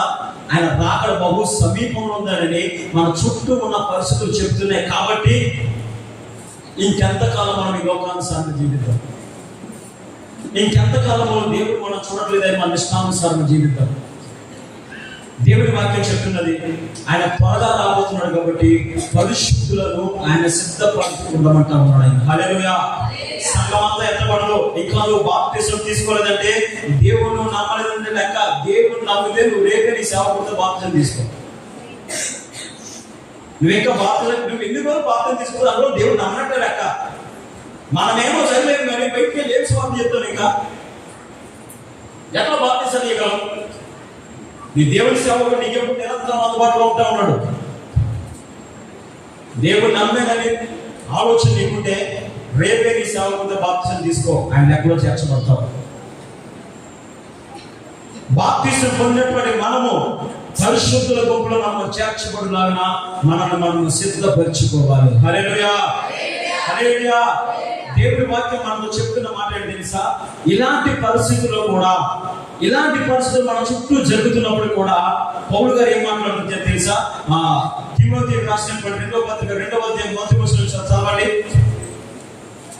తిమోతికి రాసినటువంటి 2వ పత్రిక 2వ అధ్యాయం 1వ వచనం. నా కుమారుడా, క్రీస్తు యేసునందు నా కృప చేత బలవంతుడవు కమ్ము. హల్లెలూయా, హల్లెలూయా, హల్లెలూయా. దేవుడి వాక్యం చాలా స్పష్టంగా మాట్లాడుతుంది. నా కుమారుడా, నీ చుట్టూ ఎట్లాంటి పరిస్థితులు ఉన్నా సరే, తిమోతి గారికి ఈ మాట్లాడైనా ఏంటి తెలుసా? క్రీస్తు యేసునందు నా కృప చేత నువ్వు బలవంతుడు అవ్వాలి. కొన్ని పరిస్థితులను బట్టి నువ్వు భక్తి పరుడువే, నువ్వు ప్రార్థనా పరుడువే, మంచి ఆరాధకుడివే, పరిశుద్ధాత్మ చేత నడిపించబడుతున్న వ్యక్తివే, వాక్యానికి లోబడుతున్న వ్యక్తివే. కానీ నువ్వు చుట్టూ ఉన్న పరిస్థితులను బట్టి కొంచెం బలహీనమయ్యావు. నువ్వు బలహీనమయ్యావు. కొద్దిగా పౌలు గారు చెప్తున్నాడు తిమోతి గారితో, నా కుమారుడా, ఆయన కృప చేత నువ్వు బలవంతుడు కావాలి. హల్లెలూయా. సంఘంతో దేవుడు మాట్లాడుతున్న మాట ఈ రోజు రాత్రి ఆయన చెప్తా ఉన్నాడు. నీ చుట్టూ జరుగుతున్న పరిస్థితులు నేను బలహీనపరుస్తున్నాయి. ఏంటవి? ప్రార్థన చేస్తున్నా సరే సమాధానం పొందుకోవట్లా, ప్రార్థన చేస్తున్నా నెమ్మది పొందుకోవట్లా, భక్తి చేస్తున్నా సరే ఆశించిన రీతిగా మన జీవితంలో ఆశీర్వాదం లేదు, ఫలితం లేదు. ఇవన్నీ కూడా మనల్ని బలహీనపరుస్తున్నాయి. అయితే దేవుడి వాక్యం చెప్తుంది ఏం తెలుసా? నువ్వు బలహీనపడవద్దు, నువ్వు బలవంతుడవు. నీ చుట్టూ ఉన్నటువంటి పరిస్థితులను బట్టి నువ్వు దయచేసి బలహీనతకు గురవ్వద్దు. ఆయన కృప చేత నువ్వు బలవంతులు కావాలా? మనం బలవంతులు కావాలి ఆయన కృప చేత. మనల్ని బలపరచడానికి ఆయన నిత్యము మనతోనే ఉన్నాడు. హల్లెలూయా, హల్లెలూయా. జాగ్రత్తగా గమనించండి. సంఘంలో ఇక్కడ కూర్చున్న వారిలో బలమైన ప్రార్థనా పరులు ఉన్నారు. బలమైన ప్రార్థనా పరులు ఇక్కడ కూర్చున్న వారు ఉన్నారు. బలముగా దేవుని ఆరాధించే వ్యక్తులు ఇక్కడ కూర్చున్న వారు ఉన్నారు. క్రమముగా దేవుడి వాక్యాన్ని అనుసరించి నడుచుకునే వాళ్ళు ఇక్కడ కూర్చున్న వాళ్ళు ఉన్నారు. అయితే కొన్ని విషయాల్లో మీరు బలహీనమవుతున్నారు. మీరు ఎదుర్కొంటున్న పరిస్థితులను బట్టి మీరు బలహీనమవుతున్నారు. ఎందుకు బలహీనమవుతుందో తెలుసా? నువ్వు బలంగా నిలబడుతుంటే సాతాను గారికి భయం అవుతుంది, వాడు తప్పలేకపోతున్నాడు. అందుకే ఏ విధము చేతనైనాను నిన్ను బలహీనపరచాలని వాడు నిత్యం ఎట్లా తిరుగుతూ ఉన్నాడంట, గర్జించు సింహం వలె. నిన్ను ఏ విధము చేత ఎక్కడ దొరుకుతావా, ఎక్కడ మొక్కాలని అని చెప్పేసి నిన్ను బలహీనపరచడం వాడు తిరుగుతూ ఉన్నాడు. కొంతమంది అలాంటి బలమైన ప్రార్థన పనులు వారికి దొరికిపోయి బలహీనమైపోయారు. అపవాది వేస్తున్నటువంటి అగ్ని బాణములకు కొంతమంది లొంగిపోయారు. ఈ రోజు రాత్రి మాట్లాడుతున్న దేవుడు తెలుసా, బలహీనమైన నీవు తిరిగి బలము తెచ్చుకొని, సంసోను వలె తిరిగి బలము తెచ్చుకొని విరచిమ్ముకుని లేచి నిలబడితే, నువ్వు ప్రార్థించకుండా ఏ శత్రు సైన్యం అయితే నీ మీద దాడి చేస్తుందో, సంసోను అంతకు ముందు చంపిన వారు అందరిలో కూడా చివరిసారిగా ఆయన చంపిన వారు లెక్క ఎక్కువ. అదే విధంగా నీ మీద దాడి చేస్తున్నటువంటి శత్రు సైన్యంతో నువ్వు పోరాడి గెలిచే విధంగా దేవుడు నాకు జయాన్ని ఇస్తాడు. ఆయన హల్లెలూయా. తిరిగి బలము తెచ్చుకో. బలమైన ప్రార్థన పడు, నీవు తిరిగి బలము తెచ్చుకుని నిలబడు. ఆయన శక్తిని తెచ్చుకుని నిలబడు. దేవుడు మనతోడు ఉంటాడు. మన విడుదల దేవుడు మనతో ఉంటాడు. ఆయన నువ్వు ఒక్కడికి వెయ్యలే కానీ మన బలపరచడానికైనా మన పక్షంగా వచ్చి యుద్ధం చేసే దేవుడు ఆయన. హల్లెలూయా. ఎలా మనం పోరాడుచున్నది మనుషులతో, శరీరాలతో కాదు, కానీ ఆ వాక్యం తెలుసుకోవాలి. మనం ఎప్పుడైతే ప్రార్థన చేస్తూ ఉన్నామో అప్పుడు అవి వచ్చి నువ్వు ప్రార్థన చేయకుండా చేస్తున్నావు. ఒక ప్రశ్న నేను మేము అడుగుతా, 20 నిమిషాల కంటే పైబడి ప్రార్థన చేయగలిగిన వాళ్ళు ఎంతమంది ఉన్నారు? నేనేమంటానంటే గంటల తరబడి ప్రార్థన చేయగల కెపాసిటీ కూడా మీలో ఉంది. అది ఎక్కడ తెలుస్తుంది అంటే చర్చిలో ప్రార్థన చేస్తున్నప్పుడు తెలుస్తుంది. ఎందుకంటే వింటూ ఉంటాం కదా, చర్చిలో ప్రార్థన చేస్తున్నప్పుడు నిజంగా చేస్తారు, చాలాసేపు చేస్తారు ఒక్కొక్కరు. అది అంటే మనకు ఆ కెపాసిటీ ఉంది, అంతసేపు మనం ప్రార్థించగలం. కానీ వ్యక్తిగతంగా మనం అంతసేపు గడపలేకపోతున్నాం.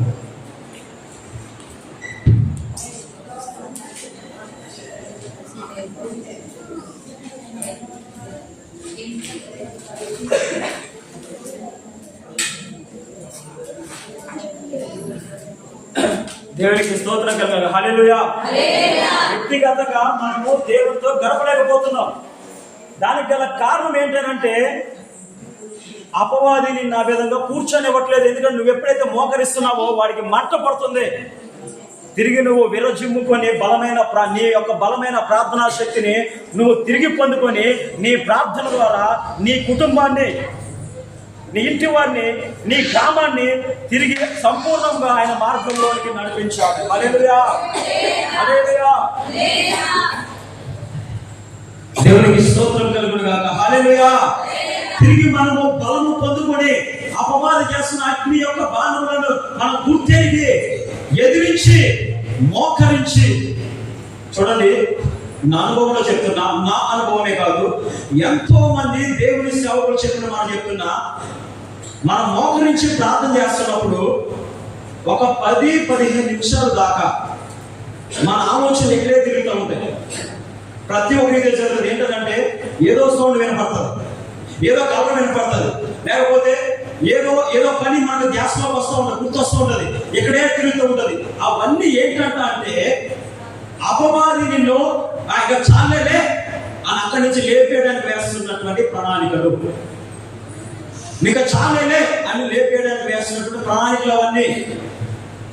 అలాగే ఖచ్చితంగా మనం ఆ పోరాటాన్ని గుర్తిని పోరాడుతా ఒక 20 నిమిషాలు దాటగలిగితే అప్పుడు మన పర్వకాన్ని కనుక్కోవచ్చు.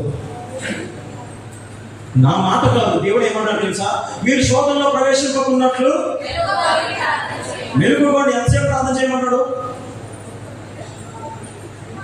మత్తయి సువార్త 26:40. మత్తయి సువార్త 26:40. శిష్యులతో వచ్చి ఎంతసేపు అంట? ఎవరితో పాటు మెలుగుకొని ఉన్నాడు ఆయన? యేసయ్యతో పాటు, దేవుడితో పాటు, నాతో పాటు ఒక గడియ మెలుగుకొని ఉండలేరా? ఒక గడియ అంటే ఎంతసేపు? ఇంగ్లీష్ బైబిల్ ఏమో తెలుసా, మొన్న అవడం చాలా స్పష్టంగా రాశారు. తద్వారా ఏమైతుంది, మీరు శోధనలో ప్రవేశించరు అని రాశాడు కింద. మీరు శోధనలో ప్రవేశించడం కింద రాశాడు. ఒక గంట మనము 24 గంటలు ఒక గంట ఎంత గడపగలిగితే మనం శోధనలో ప్రవేశించరు అని చెప్పాడు. జాగ్రత్తగా దేవుని వాక్యం చాలా స్పష్టంగా చెప్తుంది. ఈ గడియ అపవాది మనం గడపనివ్వట్ల. కొంతమంది ప్రార్థన చేస్తారు, కొంతమంది మనం టార్గెట్ పెట్టుకుని ఒకళ్ళు ప్రార్థన స్టార్ట్ చేస్తారు. ఏంటి టార్గెట్? మా అమ్మ కాపాడు, మా నాన్న కాపాడు, మా చెల్లెలు కాపాడు, తల్లి కాపాడు, పిల్లలు కాపాడు, మా అమ్మ కాపాడు, అందరినీ కాపాడి అయిపోయాక అందుకోసం ఈసీ గారికి ముందరట మా పాస్టర్ గారు కాపాడు, మా సంఘాన్ని కాపాడు, అయిపోయింది. అంటే అప్పటికే మనం వివక్షంగా ఫీల్ అయిపోతాం. అయ్యి పాప ఇంతమంది కోసం నేను ప్రార్థన చేశాను, అసలు ఆ శాతంలో లేదంటాం. అప్పటికే వివక్షంగా ఫీల్ అయిపోతాం. పొద్దున ప్రార్థన, సాయంత్రం ప్రార్థన. అసలు ప్రార్థన ఏంటి? దేవుడితో గడపడం కదా. మనము అది చేయక నేను అంటున్నా, చేయాలి ఖచ్చితంగా. కానీ మనం వెళ్తున్నప్పుడు ఆయనతో గడుపుతున్నాం అనే ఆలోచనతో మనం వెళ్ళాలి. ఈ రోజు సంఘానికి బలమైన ప్రార్థన పనులు అవసరం. మీరు చేస్తున్నటువంటి బలమైన ప్రార్థన వల్ల ఈ లోకంలో ఉన్న అనేక మంది మార్చబడతారు. దేవుడు త్వరలో రాబోతున్నాడు కాబట్టి పరిశుద్ధమైనటువంటి సంఘము మీ ప్రార్థన వలన ఆయన కడతాడు. హల్లెలూయా. సుమయోని గారు వంటి కొందరు ప్రవక్తలు, దేవుని సేవకులు ఆదరణ కోసం ఎదురు చూశారు. నీలాంటి ప్రార్థనా పనులు మీరు సంఘానికి అవసరం. ఆయన రాకడ దగ్గర ఉన్నది కాబట్టి పరిశుద్ధులను సిద్ధపరచడానికి. హల్లెలూయా. ఆ విధమైనటువంటి సిద్ధపాటుతో, అటువంటి ప్రార్థనాత్మతో, అటువంటి పరిశుద్ధమైనటువంటి హృదయంతో మనందరం కూడా ఆయన రాకడ కొరకు సిద్ధపడుదుము గాక. మోకరించి ప్రార్థన చేసుకుందాం. మోకరించి ప్రార్థన చేసుకుందాం. విన్న దేవుని వాక్యాన్ని బట్టి మనం మోకరించి ప్రార్థన చేసుకుందాం.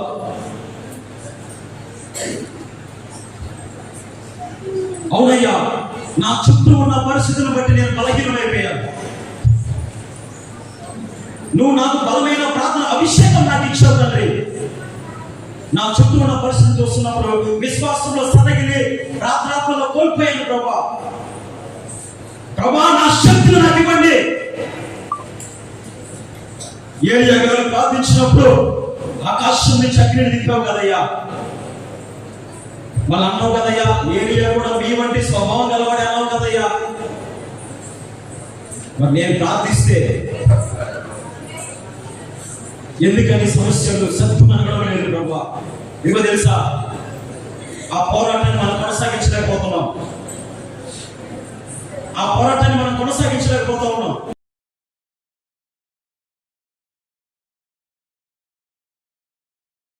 పొందుకోవాలా? బలమైన సువార్థికులు తిరిగి నిరచుకోవాలా? నువ్వు చెయ్యగలవు. నువ్వు చెయ్యగలవు కాబట్టి, నువ్వు బలవంతులు కాబట్టి, అట్లాంటి ప్రార్థనాత్మ కలిగిన వాడు కాబట్టి ఈ రోజు దేవుడు నీకు అర్థమయ్యే విధంగా మాట్లాడాడు. ఈ రోజు మందిరంలో ఎంతో మంది ఉన్నారు, అందరితో మాట్లాడాడు అని నువ్వు అనుకోమాక. ఉన్న వాళ్ళందరూ కూడా వాక్యాన్ని వినలా. ఎవరైతే శ్రద్ధగా విన్నారో వాళ్ళతోనే దేవుడు మాట్లాడాడు. విన్న వాళ్ళకి వాళ్ళ చేతనలు కాబట్టి వాళ్ళతో మాట్లాడాల.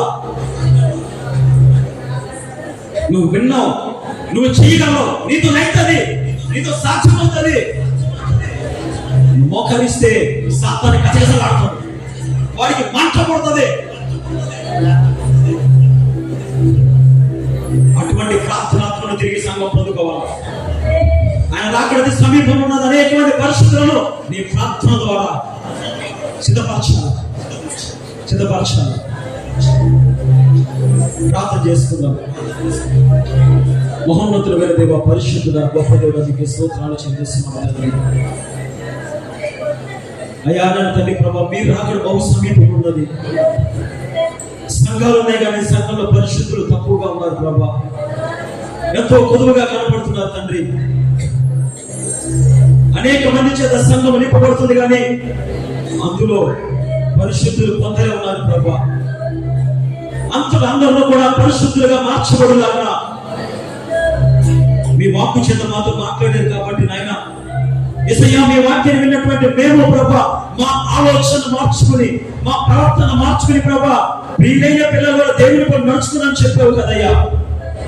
తిరిగి మేము బలము తెచ్చుకొని ప్రభా మిమ్మల్ని చూపిస్తూ మీలాగా జీవిస్తూ ప్రభా ఈ లోకంలో నడుచుకునే కృపణీయం యేసయ్యా.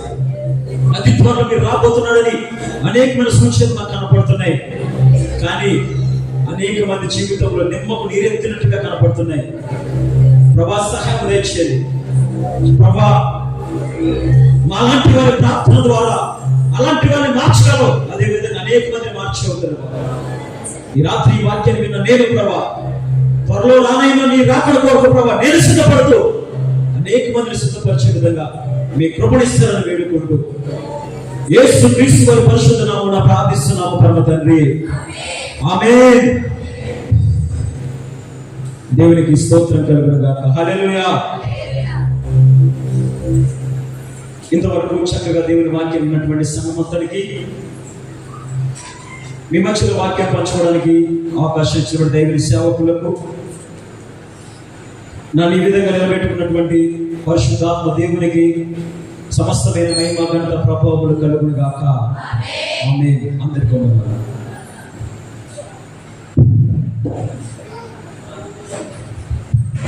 ఇంతవరకు వాక్యం పరిచయం చేసిన దేవుని సేవకుని హృదయపూర్వకంగా తెలియపరుస్తున్నాను. దేవునికి స్తోత్ర. సంతోషంగా హల్లెలూయా చెప్తామా? హల్లెలూయా. దయచేసి గమనించండి, రేపు ఉదయం రామిగూడ ప్రాంతంలో ఉదయం సాయంత్రం యవనస్తుల కూడిక పెట్టబడి ఉంది. ప్రతి ఒక్క యవన బిడ్డలు రావాల్సిందిగా క్రీస్తు ప్రేమలో తెలియపరుస్తూ వెహికల్ పెట్టబడుతుంది. ప్రతి ఒక్కరు 8:30 గంటలకి సిద్ధపడి ఉంటే వెహికల్ వస్తుంది. రేపు ఉదయం పగలు, రేపు సాయంత్రం రామిగూడ ప్రాంతంలో యవనస్తుల కూడిక జరుగుతున్నది. ప్రతి ఒక్కరు కూడా దేవుని బిడ్డలు పాల్గొంది దేవుని యొక్క ఆశీర్వాదం పొందవలసిందిగా క్రీస్తు ప్రేమలో తెలియపరుస్తున్నాం. ఇంతవరకు ఈ కూడికలో పాల్గొన్న ప్రతి ఒక్క బిడ్డలకి, ప్రతి ఒక్క కుటుంబానికి పేరు పేరు చెప్పిన హృదయపూర్వక వందనాలు తెలియపరుస్తున్నాం. యేసయ్యకే మహిమ కలుగును గాక.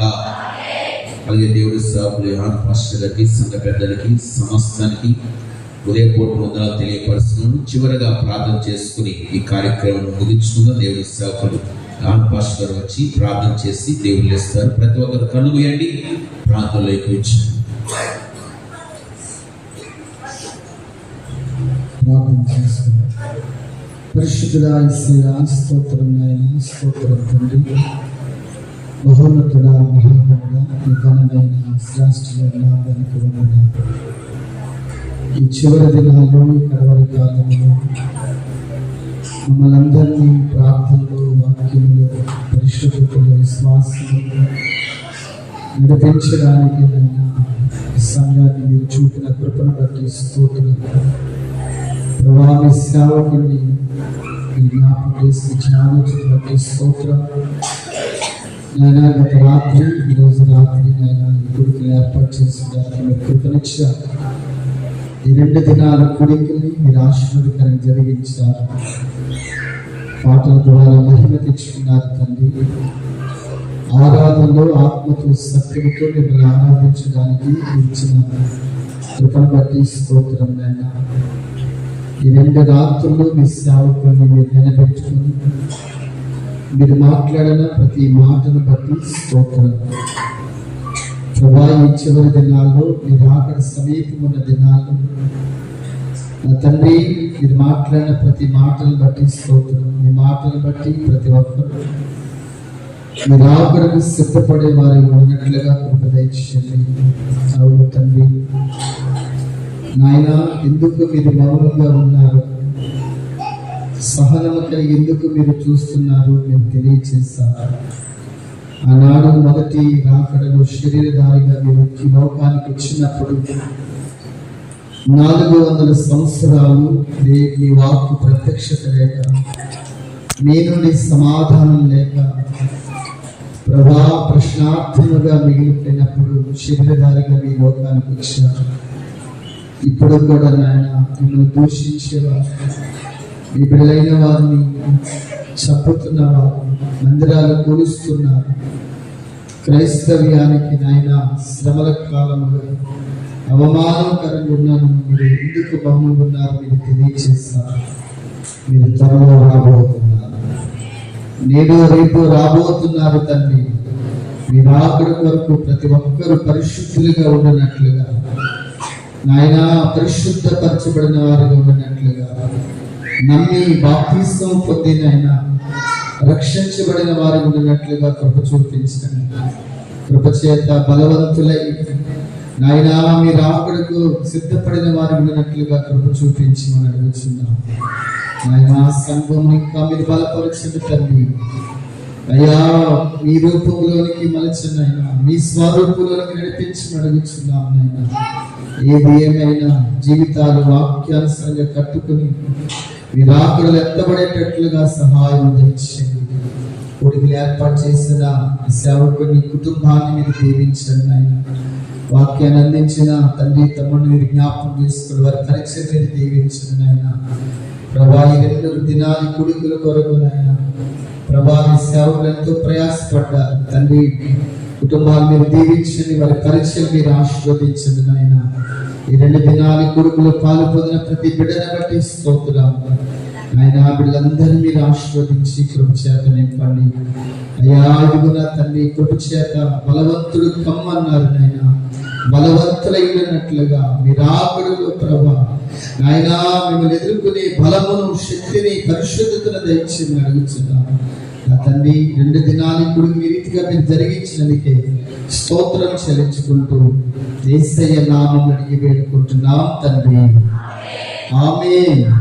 తండ్రి అయిన దేవుని దయ, కుమారుడైన యేసయ్య కృప, పరిశుద్ధాత్మ దేవుని సన్నిధి సహవాసము మనకును సకల పరిశుద్ధులకును ఈ దినాన ఈ కొడుకులు పాలు పొందిన వారికి, వాక్యాన్ని అందించిన సేవకులకి, కొడుకులు ఏర్పాటు చేసిన సేవకులకి, కుటుంబానికి అందరికీ కృప సదాకాలం తోడై నడిపించునుగాక.